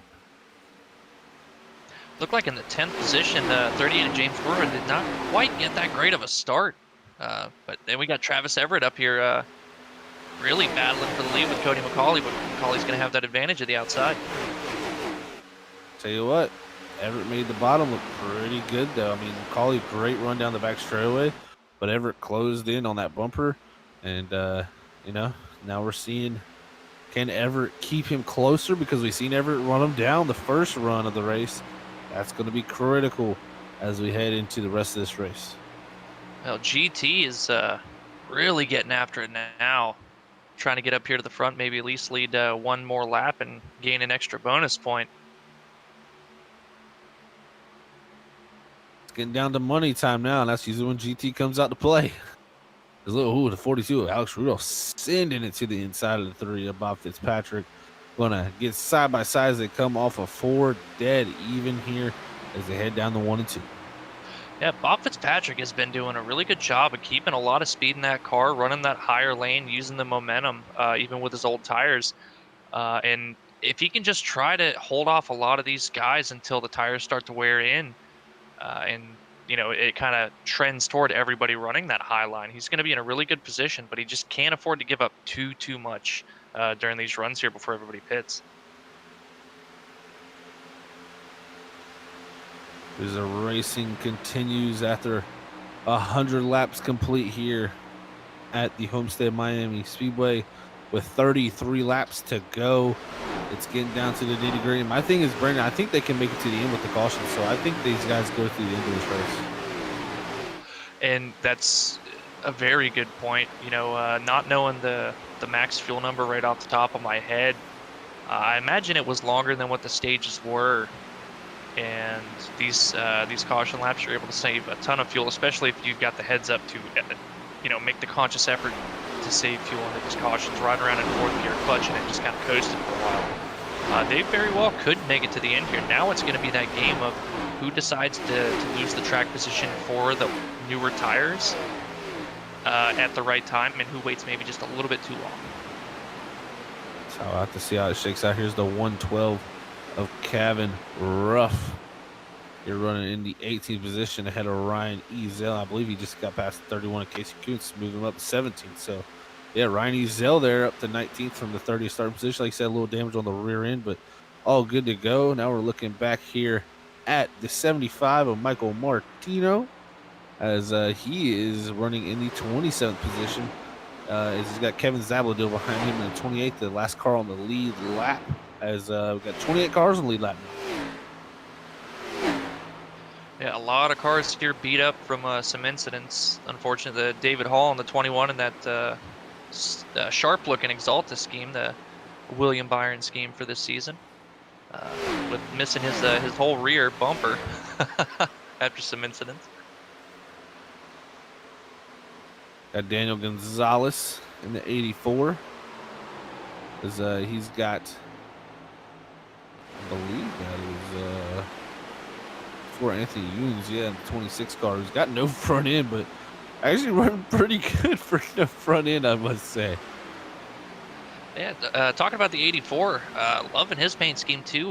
DC shoes as a skateboarder in my teenage years, and Oh yeah, a lot of skate shoes. Loving that scheme. and you notice it was DC. That's awesome. Cool car, man. Oh yeah. Shout out to all the drivers out there running the Freaky Fast logo too. That's we'll give you a big old high five for that. Maybe even send you a cookie. Robert said that, by the way, because he likes candy. Yeah, one of Robert's Oreos. As soon as we talk about giving away one of Robert's Oreos, he doesn't want to share anymore. Wow.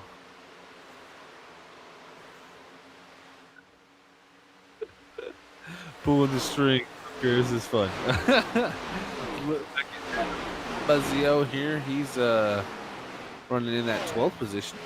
Look, Bob Fitzpatrick now back here. So Bob Fitzpatrick definitely feeling the wear on his tires now as starts to slide back in that 3, but he's still up track position from where he was. Now, Robert, I'm going to point this out to Zach. I don't want you to do it. But, Zach, go ahead and check out the rear bumper of Ryan Bean in the 25. Oh, I have seen it. Okay. Don't do it, Robert. Nope, don't do it, Robert. Nothing terrible, man. It's just funny. It's just funny. There's not a bumper there anyways.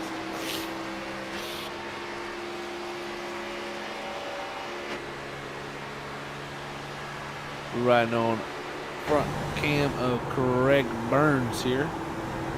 Looks like Craig now is in what position is Craig? Oh, he's actually laps down. He's 1 lap down to 31st position. And not the best night for the fan favorite. Yeah, definitely not. As looking at Ryan Bean here. Well, it should be hard to see, Robert. You don't need to get any closer.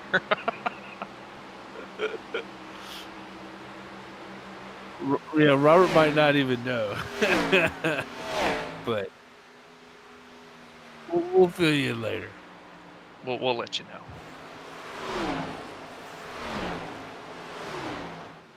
As Macaulay, second lead.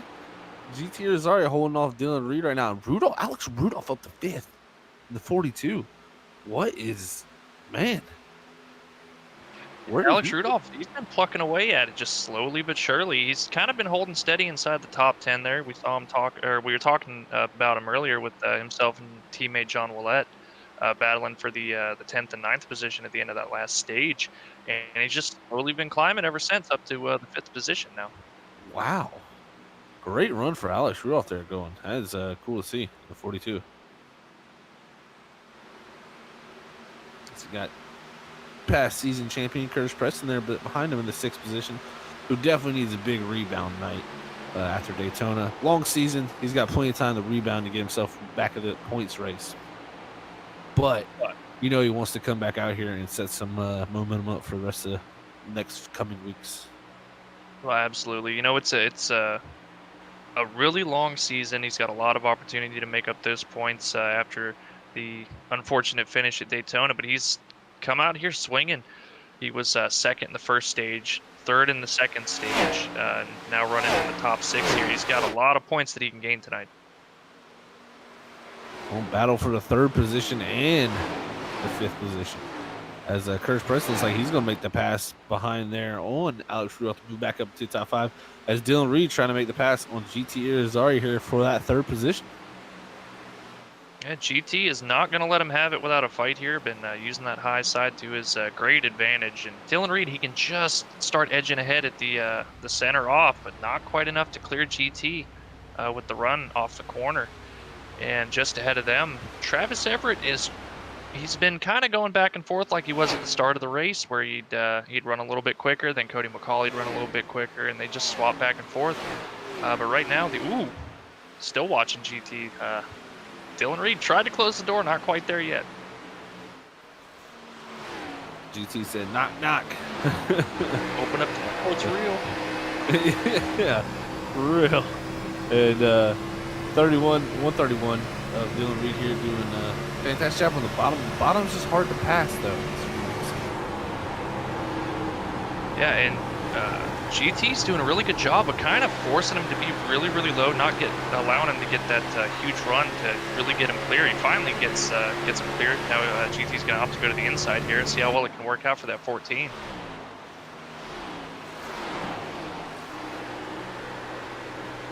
Almost didn't work out really well. Yeah, very close there. As you see the 131 now moved up to the third position, Dylan Reed. See if he can start to charge forward. And you know, we're starting to get into the phase of where you're going to see Travis Everett was quicker last time by, and it started happening right around when they started running the high 32s to low 33s, and that's the range they're entering right now. And Everett was quicker last time by, so let's see if this is a trend we can see continue on again. Well, and last time by, even quicker than the both of them was Dylan Reed in the 131, who's just moved into third place by about a couple hundredths. See what it is this time by. Still, Dylan Reed by almost a tenth over Travis Everett, a little less than that by for our leader right now. So Dylan Reed's definitely got something for these top two. Yeah, you know, that was something I wanted to bring up because Reed, during that one long run, the very first stage, was running the quickest times near the very end, about lap 30 to 32. So he could potentially 2 seconds back. 18 laps, not a lot of time to run 2 seconds down. But I tell you what, if he puts tenths of a second in between, you know, him and the leader multiple times, he will run that gap down. Let's see if he can clear the 17. Just able to clear the 17. Unfortunately, Travis Everett got stuck on the inside of the 17 off of 4 here. It cost him a little bit of time to the leader, and even more allowed the 131 and Dylan Reed to close in the gap. But as of right now, it looks like Dylan Reed and Cody McCauley still looking like the quickest cars on the track. Travis Everett last time by slowed up a little bit. See if he can gain any of that time back here this time. About mirrored that time last time. About 2 tenths slower than Dylan Reed and a tenth slower than Cody McCauley. As these guys continue to battle, looks like Curtis Preston getting by teammate GT Irizarry for that 4th position. Curtis very fast at the end of the last run too. See if he could charge his way up here to a possible top 3. And I think that's a lot to do with how hard GT was trying to keep Dylan Reed behind him.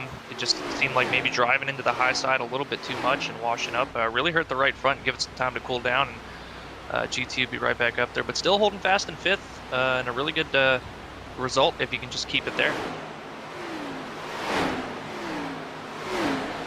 15 to go here at the Homestead Miami Speedway. Tell you what, Reed's got to get by Everett pretty quickly, I believe. That's going to be his saving grace pretty much. Looks like he's going to get held up just a little bit here by the 84 off the corner. Ooh, looked like might have caught the fence there. Just a tiny bit. There's on-track aerodynamic adjustment for you. Let's get a little more here. As I tell you what, McCauley not falling into the same road he did that first run. He's still running 2 tenths quick. Yeah, way better pace from the leader here. And with 14 to go with a 2-second lead the second, I don't want to say it's over, but McCauley's got to really start slowing down if these guys want to have a chance at him. I think the best bet for anybody right now to beat that 62 is if they get a caution, and you're going to have to hope a lot of guys decide to stay out with you. And hope that he gets trapped pretty far back and just doesn't have the time to navigate that traffic. Because we've seen even on fresh tires, he just takes off, and there's not much really anybody's had for him. Yellow flag is out. Oh, and there's a wreck. And there is the caution. Man, oh man. Zach, redeemed. I've taken one for the team. And I believe that was between GT Irizarry and Daniel Gonzalez in the 84 with 12 to go here. I am so sorry, GT.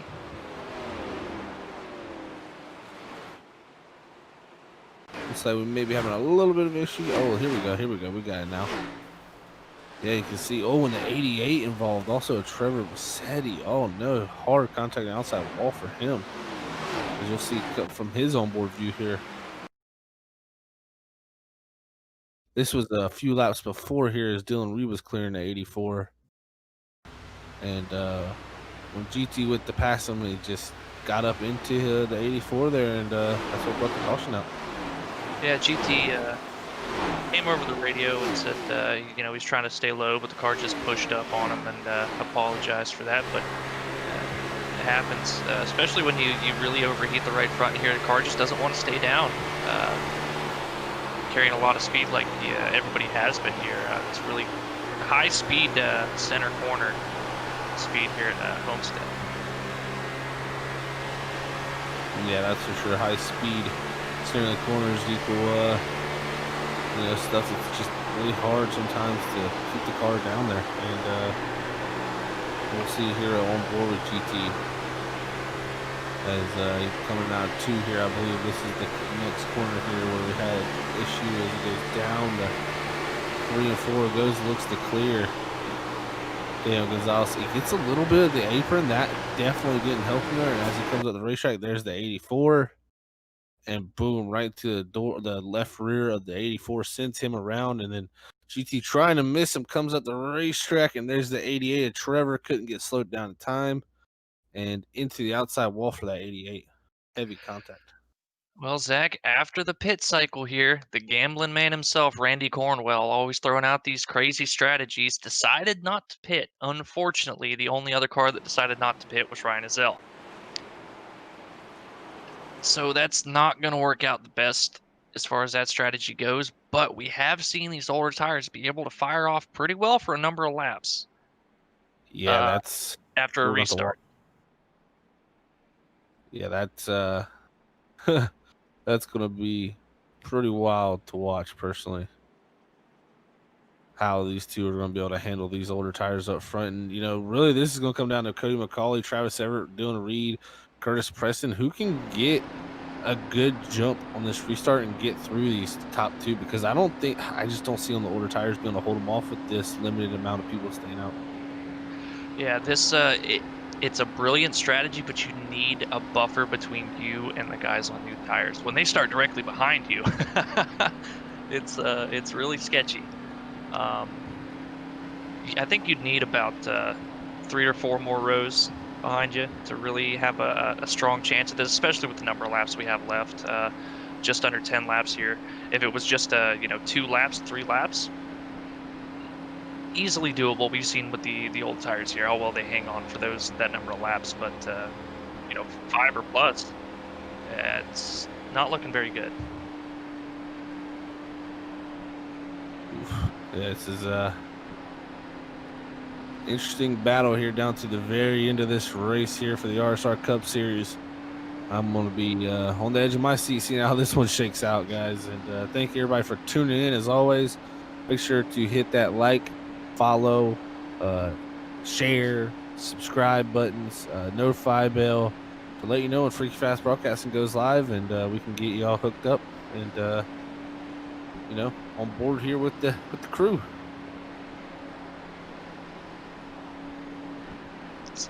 I would anticipate seeing a very aggressive move on this restart. I think Cody McCauley and Travis Everett are going to have to be right on the bumper of the 18 and the 5 and just hope that there's no wheel spin out of either of them, because they can't afford to let the other really get clear of each other and maybe shoot that 3-wide gap that may open up and potentially get yourself bottled behind one of these cars that's seemingly going to be off the pace before too long. This is going to be interesting. Cornwell taking the outside lane. I think this plays out for Travis Everett pretty well, actually, because Cornwell's going to get the jump here on the start.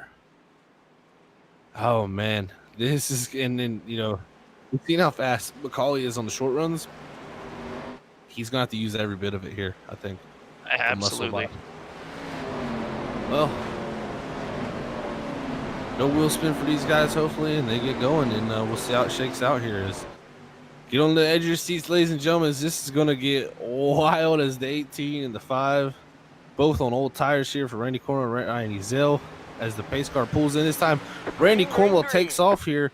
Travis Everett, great restart side by side with Ryan Ezel. Where does he go? He's going to have to go to the middle lane, I believe, and make sure Cody McCauley can't go up through that middle. He does. Very smart move. He's going to the inside here to take the lead from Randy Cornwell. Here they come out of turn 2. They are wrecking behind. The caution will be out. Whoa, what a big wreck. I'll have to go back here and check out what happened here on this Or Nissan Central caution. But man, oh man. Calamity here strikes at the end of this race. Looking at Kevin Giadricic right now, and all in front of him there, the 68, the 81. Multiple cars involved in this. Harold Watkins, Brock Potter. Oh man, a lot of cars get involved later into the incident too. As you see it just spread across the track. Man, oh man, this is a tough ending for a few of these guys. And I think the start of that was just the 68 of Andrew Little, seeing the 24 Kip Easley coming up off the apron, trying to give him room, and just came up a little bit too far, got into the left rear of John Willett there. The 12 of Craig Burns, yeah, I don't know how he got through that, but we might have to go back and check that one out. Moses.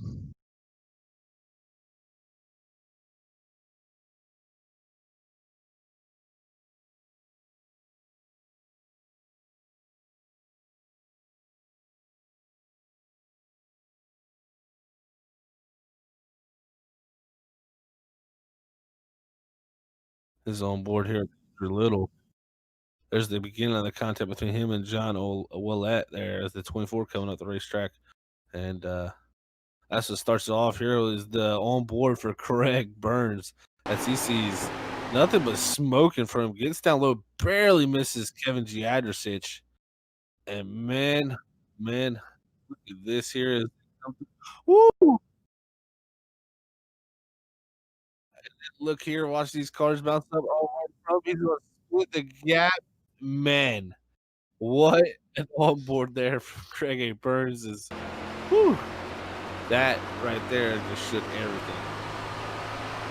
That is the C Spartan for you. You were given a gift by the racing gods. That you were. Now, back to our cab at hand here with coming to 4 to go here. It's going to be most likely a pretty much a green-white checker, but I don't think it'll be the first official green-white checker. It'll be, a 2 to go restart here. Now, my question is, does Travis Everett start on the high line? I think he does. I think that's a smart move, Brandon. That's just me, because then you can get him and Dylan Reed racing. By going a little bit earlier, so the outside lane rolls a little bit earlier, and then you get him stuck behind the old tires of Randy Cornwell. And I think that's absolutely the right move. Looking at the time of the caution, I was trying to figure out immediately, who is where's the line, where are you really going to want to line up here? Travis Everett takes the outside, keeps Randy Cornwell on the inside, which would be the slower car in front of the 62 of Cody McCauley. And even though they're teammates, Dylan Reed and Cody McCauley were racing pretty hard on that last restart. Dylan Reed didn't quite want to give McCauley the room to move up to put it 3 wide around Ryan Ezel in the 5. Cody McCauley really had to force his way in there. So come late in the race here, the pleasantries between teammates are not so pleasant. They're still going to be racing each other pretty hard. You got to try to play to that advantage. Well, we'll see here as I believe this time by here we should get the 1 to green sign, and that will mean that we'll have a 2-lap shootout to the end. And if I'm Travis Everett, I gotta take the outside lane. I think right now he's electing the bottom, but we'll see here what his decision is. Does he go up high? Looks like he's holding the bottom, so he's gonna play his cards down here on the bottom lane, I believe. Oh, I believe this is going to be a single file restart. Oh, it is. That actually shakes up everything, and Wow. So yeah, no bottom lane here. This is going to be single file, and I always forget that with if they have a caution come out within the same lap of the last caution, if you can't complete a lap under green, then they'll go single file, and that's definitely the case that we just had. Man, well, Travis Everett got to do his best job here to hold on to this win. Cody McCullough, we know how fast he's been. He's been like a rocket ship all night. Let's see if he's got anything left on that 62. I mean, this really plays into an even bigger advantage for Travis Everett. Oh, it If he does. can Yeah. block the vision and not really, tell when he's particularly going to go, that and they can't pass until they cross the finish line. So even if Cody McCauley gets a run, he can't do anything with it. Well, we'll see this time as they come out of 4. Green, green, green. Oh, they're wrecking. Oh, they're big time wrecking.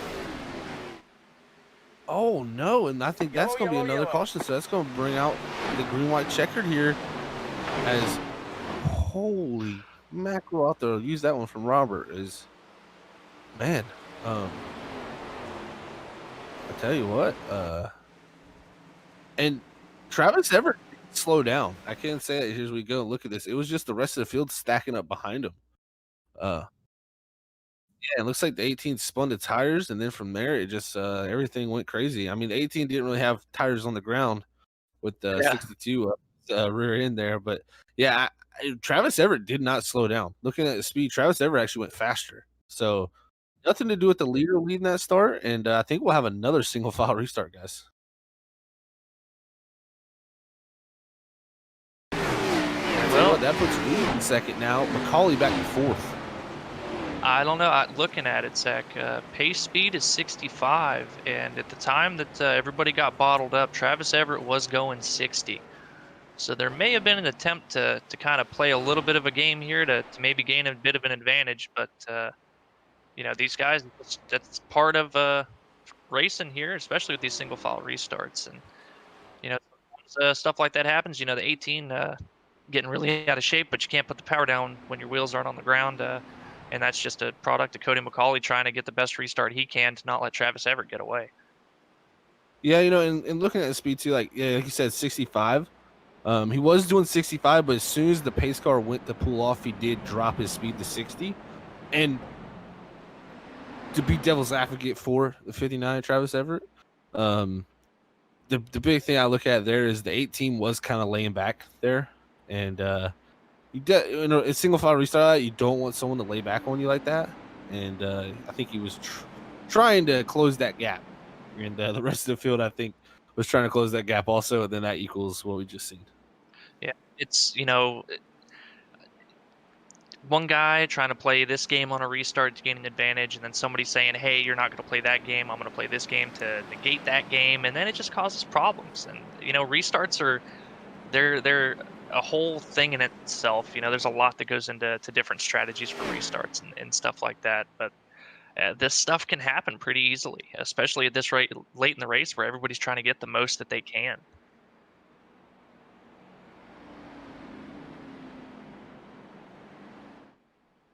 Well, these guys are definitely giving it their all. We know that. This is going to be a wild finish down to the end. Thank you, everybody, for tuning in, and let us know who you're rooting on out there for this end. Yeah, no, it's pretty late on the East Coast there, approaching midnight. So thank you guys for all hanging out with us. Freaky Fast broadcast, and about to see the end of this thing, and it's sure to be wild if the rest of this race has said anything. I think we're going to have most likely a green white, or not green white checker, of course, green white checker. But I think we're going to have another single file. We absolutely will.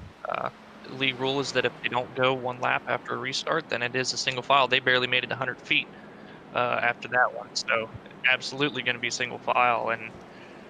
And I think Cody McCauley got a little bit of damage. I don't know how much that's going to hurt him on the short run, but he's going to be rolling off fourth now, so he's got a lot of ground to make up. Dylan Reed, biggest beneficiary out of all that. Doesn't look like Travis Everett got a lot of damage, if any at all. But really that hurt. Ryan Ezell, I saw him go sliding and getting turned into the inside wall. So a lot of guys back in the field that caused a lot of damage. But for the front runners here, mostly the 18 and the 62 of Randy Cornwell and Cody McCauley. Well, man, this is it. 1 lap to green here. Rung what you brung. Well, we got another attempt at a green white checker, so I'm not saying it's the end yet, but it could very well be the ending of this race. And I tell you what, Randy Cornwell, he could sneak out here with a pretty good finish with the strategy call he did. I mean, it's not going to end up a win unless something crazy happens, but this strategy call may get him a top 10, top 5. Absolutely. And looking at the chat on Facebook, Garrett Fox saying, let's go Cody McCauley in the 62. Jeremy Myers rooting on the 13 at Tony Ludi. Man, it was 38 pushed to the front from Mark Lisa. Yeah, a lot of fans out there. Thank you all for tuning in as we get ready to bring this back to action here at the Homestead Miami Speedway at the RSR Cup Series, as the pace cars are going to take the left-hand turn down to pit road. Now, as Travis Everett will take off, green flag in the air. He had him a little bit sleeping there. Got a nice little gap build up here as they go down to turn 1 with Dylan Reed in that second place. Action happening back there.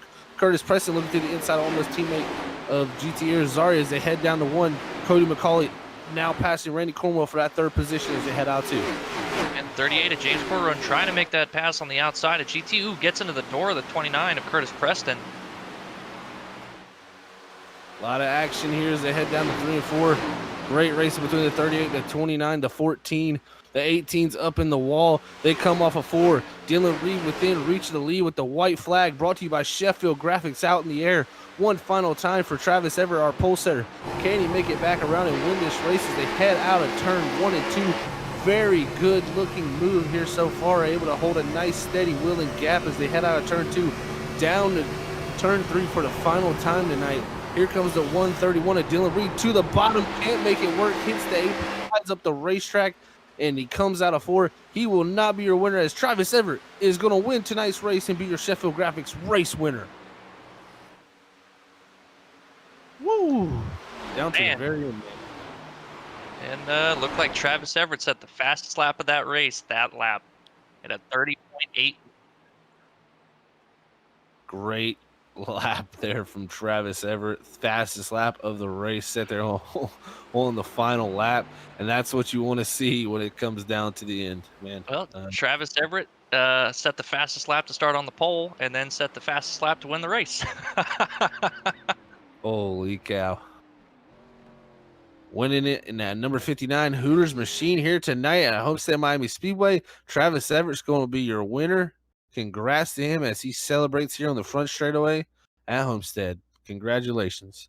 And we will be back here in one moment as we get all of our top 3 finishers down here into the waiting room and see what they have to say after tonight's great race.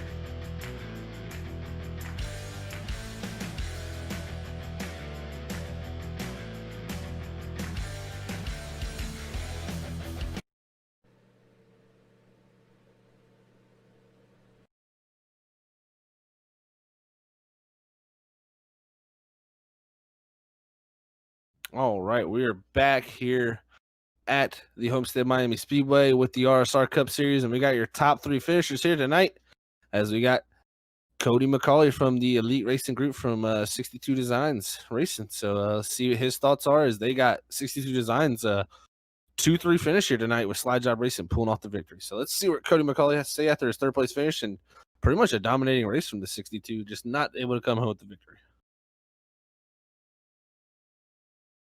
Hey, Cody, it's Zach in the booth, man. You got a copy. Yes, sir. Well, man, you said you were going to talk to us. Unfortunately, I don't think it's in the position you wanted or possibly even deserved, man. But tell you what, great night overall there from the 62. You just showed a lot of speed, winning stage 2, and just continue to show great pace that you carried over from the truck series we've had here on Freaky Fast. How is the race out there, and how does it bode for the rest of the season, you think, for you? Man, the racing was great. I think there's no questions asked. The race was definitely between me and Travis tonight. Curtis had some speed. Dylan was quick too. A lot of guys showed a lot of speed, but it was the 62 and the 59 up front. You can see it. Congratulations to Travis. He drove an awesome race, man. I'm proud of him. Just kind of drew the short end of the stick there. Had some guys stay out that probably shouldn't have. Some older tires in front of you really makes it hard to get good restarts, especially whenever they bunch you up. So it happens. Some teamwork kind of stuff worked against us. It's okay. We're going to come back stronger than ever next race. And I think this is just a early sign of what's to come. We're going to win a lot of races and go after a championship. No questions asked. You'll be speaking to us some more. Hey, that's for sure, man. I'm sure the speed you show each and every week, that right there is a telltale sign of what you got coming in the future, man. So congrats on Thursday night. Like I said, I know you won the victory, but the battle between you and Travis was great all night. We seen that first stage, man, you took off shot out of a cannon. I got to ask you really what your planning of that was, because it seemed like you definitely kind of not burnt your stuff up, but it definitely was starting to fade away there at the end to let Travis get by you. But you changed something, during that second stage and even into the third stage there, that you're really in the late race pace of the runs. You were still looking very good. Did you change something up mentally, or what did you have going on different there just to make the tires better? Well, the racetrack changed a lot on us. We found a lot more rubber later in the run. That first run, we hadn't really done a long run in practice. We focused more on short run speed, qualify up front, make sure we stayed up front. It's kind of the key is if you qualify up front, generally you stay up front, you stay out of the mess. So that's what we worked on. First run, we drove pretty hard. And then late in the run, we were kind of on pace, just riding, saving a little bit of tire. And then I tried to go up the third lane. And the second I did, it just pushed and pushed and pushed. And just going up there one time, just ate the right front up more than I could bring it back. So didn't make that mistake again. Managed tires a little better the second run, and then over that third one, we did a lot better job. Changed our lineup a little bit, just widened the entry and used the seam. That second seam, we started using it a lot more when we did. The car really started to come alive. So hate to see that caution late. Like I said, we had the car to beat. I felt like in the long runs, we were sitting in the right position. Just wrong place, wrong time with the wrong people in front of it. It's part of racing. It definitely is, man. Sometimes it doesn't go your way, but you definitely can take tonight with a good mindset that you definitely showed the speed out there. That's for sure. So the 62 is looking good.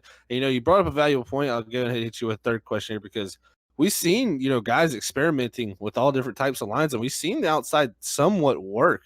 But, because it kind of threw me off, normally when you come here, the outside hasn't been what it is, especially in this package. In that first seam right there on that second lane is just the way to go. Did that come in later in the race because you were talking about that, or is the outside even usable? Because some guys definitely used it, but it kind of threw me off up here. The seam definitely played in. I think the biggest key to this race that we saw different than previous races was the way the racetrack took rubber. Early in the run, whenever that second lane that you generally see us run was real free, the outside hadn't seen a whole lot of laps, and so it wasn't as rubbered up. It didn't have that slide center to snap off. So you're able to actually go up there, widen the car out, get her up on the cushion on the fence, and then power drive it off the corner. I think you guys saw a lot on restarts. I was actually using that third lane just to get that run. And probably the first 2 or 3 restarts, you could really see that once I come out of turn 2, by the time I was halfway down the back straightaway, it was already a 3-car gap. Well, later on in the run, as the racetrack rubbered up and you didn't quite see that tight center snap off, that outside lane kind of faded a little bit because those guys were able to get good runs through the center and still tote the speed. So it was there. You just had to use it at the right place at the right time. A lot of experimenting was going on. I don't think that it was necessarily a preferred lane at any point. But, maybe there's something there in the future. Maybe these cars change a little bit. We get a little more aero, dramatic, almost is the word I would call it, where you can get up on that fence and you can really push that thing around the top. Yeah, that'll be interesting to see, man. Great insight there from yourself. So thank you for that. Before we let you go, buddy, for your third place finish here tonight, anybody want to send a shout out to? Absolutely. I want to shout out 62 Designs. Check them out on Facebook, guys. Paint schemes. They will hook you up, logos, anything. Hit us up. We'll take care of you. Great pricing, great designers. Everybody over at Elite Racing Group. I want to thank everybody at Hutch Sport, Joe Hutchins, Kale Seaman, both of them being in the booth for us tonight, calling the shots. They did a great job. They put us in the right spot. Like I said, just come a little short. Shout out to Dylan and Alex, man, coming home. The whole team coming home second, third, and fourth. They don't get much better than that. Just keep padding them stats. So we'll come back. Big shout out Delta 9. They're back on with us for the Cup Series deal. Cannot thank those guys enough. You guys hit them up, Twitter, Instagram, Facebook, Delta 9 PA. And thanks Ryan Sheffield, those two guys for putting this on, and you guys for putting the broadcast up. Well, thank you very much, Cody. You have a great night, and we'll catch you next week, buddy. Yeah, but appreciate it. All right, that was Cody McCauley there in the 62, bringing home third tonight after a really dominating performance, I must say, but unable to bring home the victory. But I tell you what, that's a good bode for him the rest of the season, and that bodes well for him. So we'll see how it shakes out next week for him. But now we'll move on to Dylan Reed, our second place finisher. Hey, Dylan, is Zach up in the booth, man? You got a copy? Yes, sir. Well, Dylan, after last week pulling home the victory at Daytona, man, you were able to bring her home in second tonight. I asked you last week what you thought about, coming into Homestead with these Cup cars, and you said the Cup car didn't, it wasn't necessarily suited to you, and I got to ask you the question, because it definitely suited you on the long runs. I think that's just a more of a stylistic thing that we've just learned from watching you, Dylan, through these races that we've done. But do you feel like you can get the short run speed out of these cars as much as you need to? No, I cannot. I knew that if it came down to a short run, that I was not going to be able to be in contention for the win. I just can't. I don't know what it is. I just can't. I can't get short run speed out of these cars. Well, I know how you feel. Trust me, these things are interesting. Yeah, these lower horsepower Cup cars, high downforce, just sometimes it doesn't suit certain driving styles. But I tell you what, your long run pace tonight at some points was the best on the racetrack. I was monitoring it a few times, and you're putting down some great laps, man. Coming out of here, how do you feel after the first mile and a half? Because this is like our first benchmark race. How do you feel coming out of here tonight for the rest of the season? Pretty good. I mean, if I keep averaging what I've been averaging, we'll have a pretty good season. But the mile and a half, they'll as long as we keep improving, we'll be good. I hope we get some more long runs in the future, just because, like you said, it's my style to get long run speed. I know that first stage, I think I was the fastest those last 10 laps. At least that's what my spotter was telling me. And I was just hoping that last stage we could get a nice long 60 lap run. Yeah, unfortunately, it didn't play out for you like that, man. But you still brought it home in second. You worked your way through the field very nicely tonight with, qualifying near the teens there. So you did a great job working your way up to second. And like you said, if you keep finishing where you're at, you'll be pretty well off the rest of the season. So we'll have to see if you can continue that into next week's race. So, man, congrats on second here tonight, Dylan. Anybody want to send a shout to? Of course, as always, my wife for letting me race as much as I do. For my spotter, Chris, he's always out here every Tuesday helping me out. He's in the truck league. And then obviously my teammates over at Elite Racing Group. And then you guys for hosting it, and Ryan and Michael for putting this thing together. It's fun. I like having a big field out here every week. It definitely is, man. Very fun to watch this big field go to battle. Congrats on second tonight, Dylan, and we'll catch you next week, man. Yeah, you guys have a good one. Yep, you too, buddy. All right, that was Dylan Reed, your second place finisher tonight after his win last week at Daytona. Now we're going to move on to the race winner here tonight, Travis Everett. And before he comes up here, I want to exactly see where Mr. Travis Everett finished last week. So he finished in the 20th position, but got decent points for the stages. So we'll ask him about that. All right. Hey, Travis, it's Zach in the booth, man. You got a copy?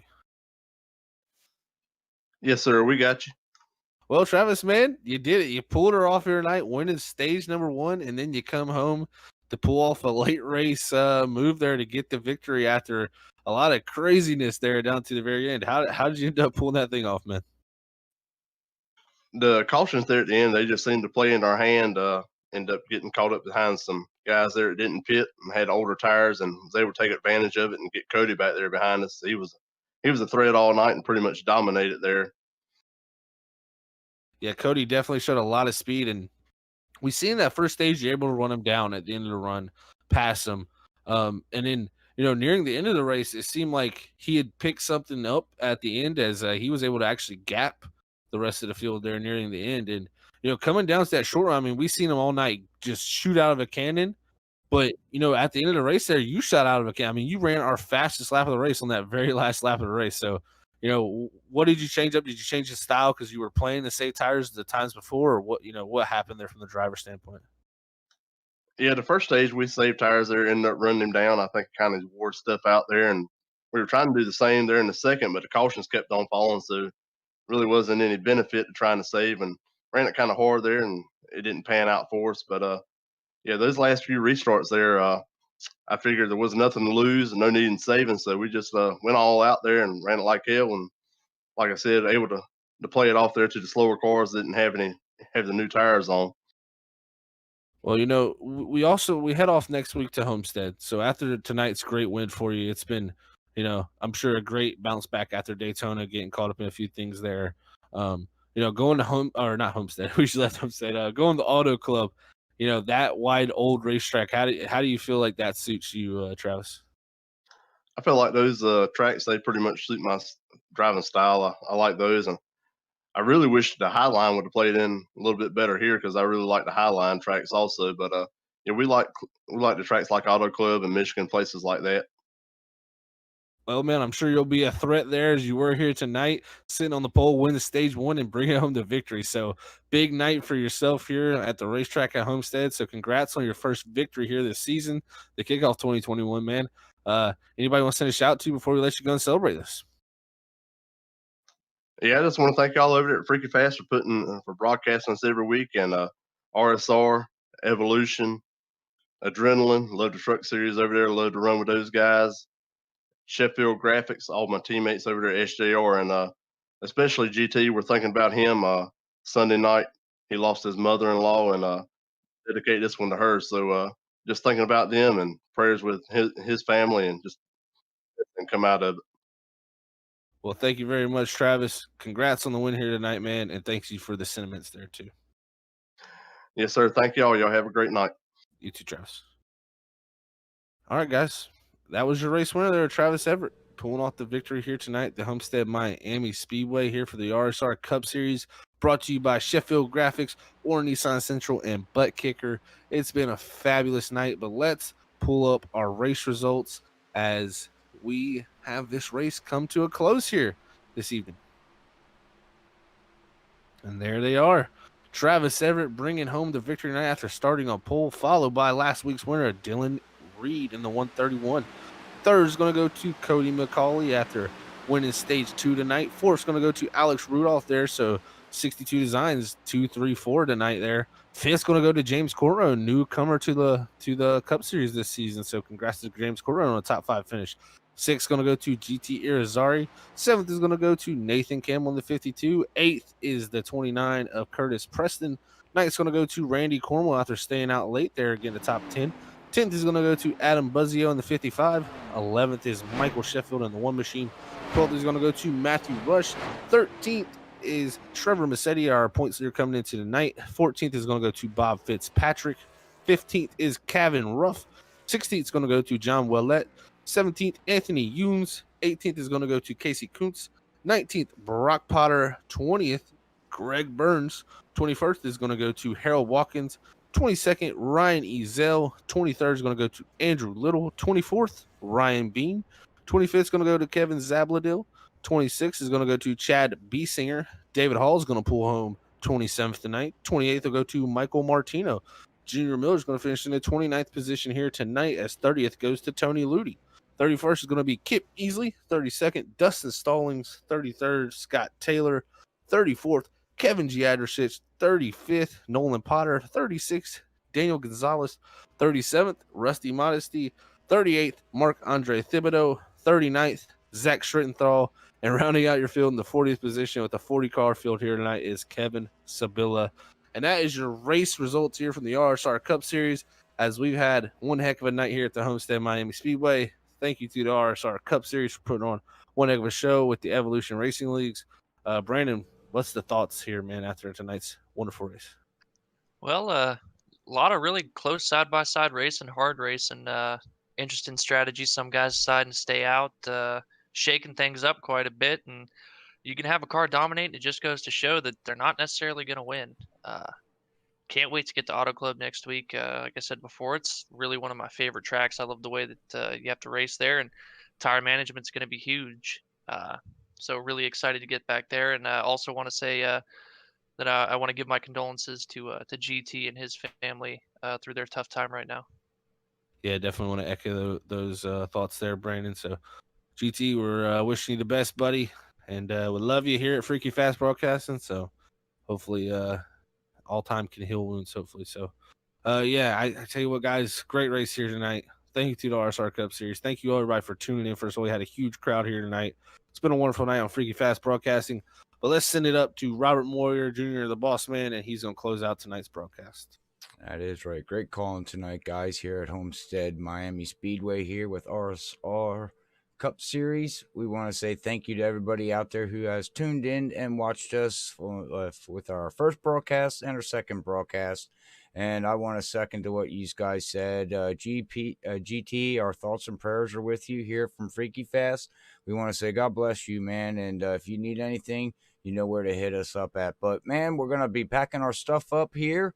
And hopefully we'll catch everybody next week on Tuesday night and Monday night and Tuesday night here with Evolution Racing League. As these guys will head to Auto Club in the trucks. And we'll see it in the ARCA cars and the Cup cars next Monday and Tuesday. But we'll be live tomorrow night with Underdog Racing League at 8:35 as Zach Hall and me, Robert A. Moyer, will be in the booth calling the shots. But until then, we want to say God bless everybody. We love you all. Peace out. Bye, guys. Bye, everybody.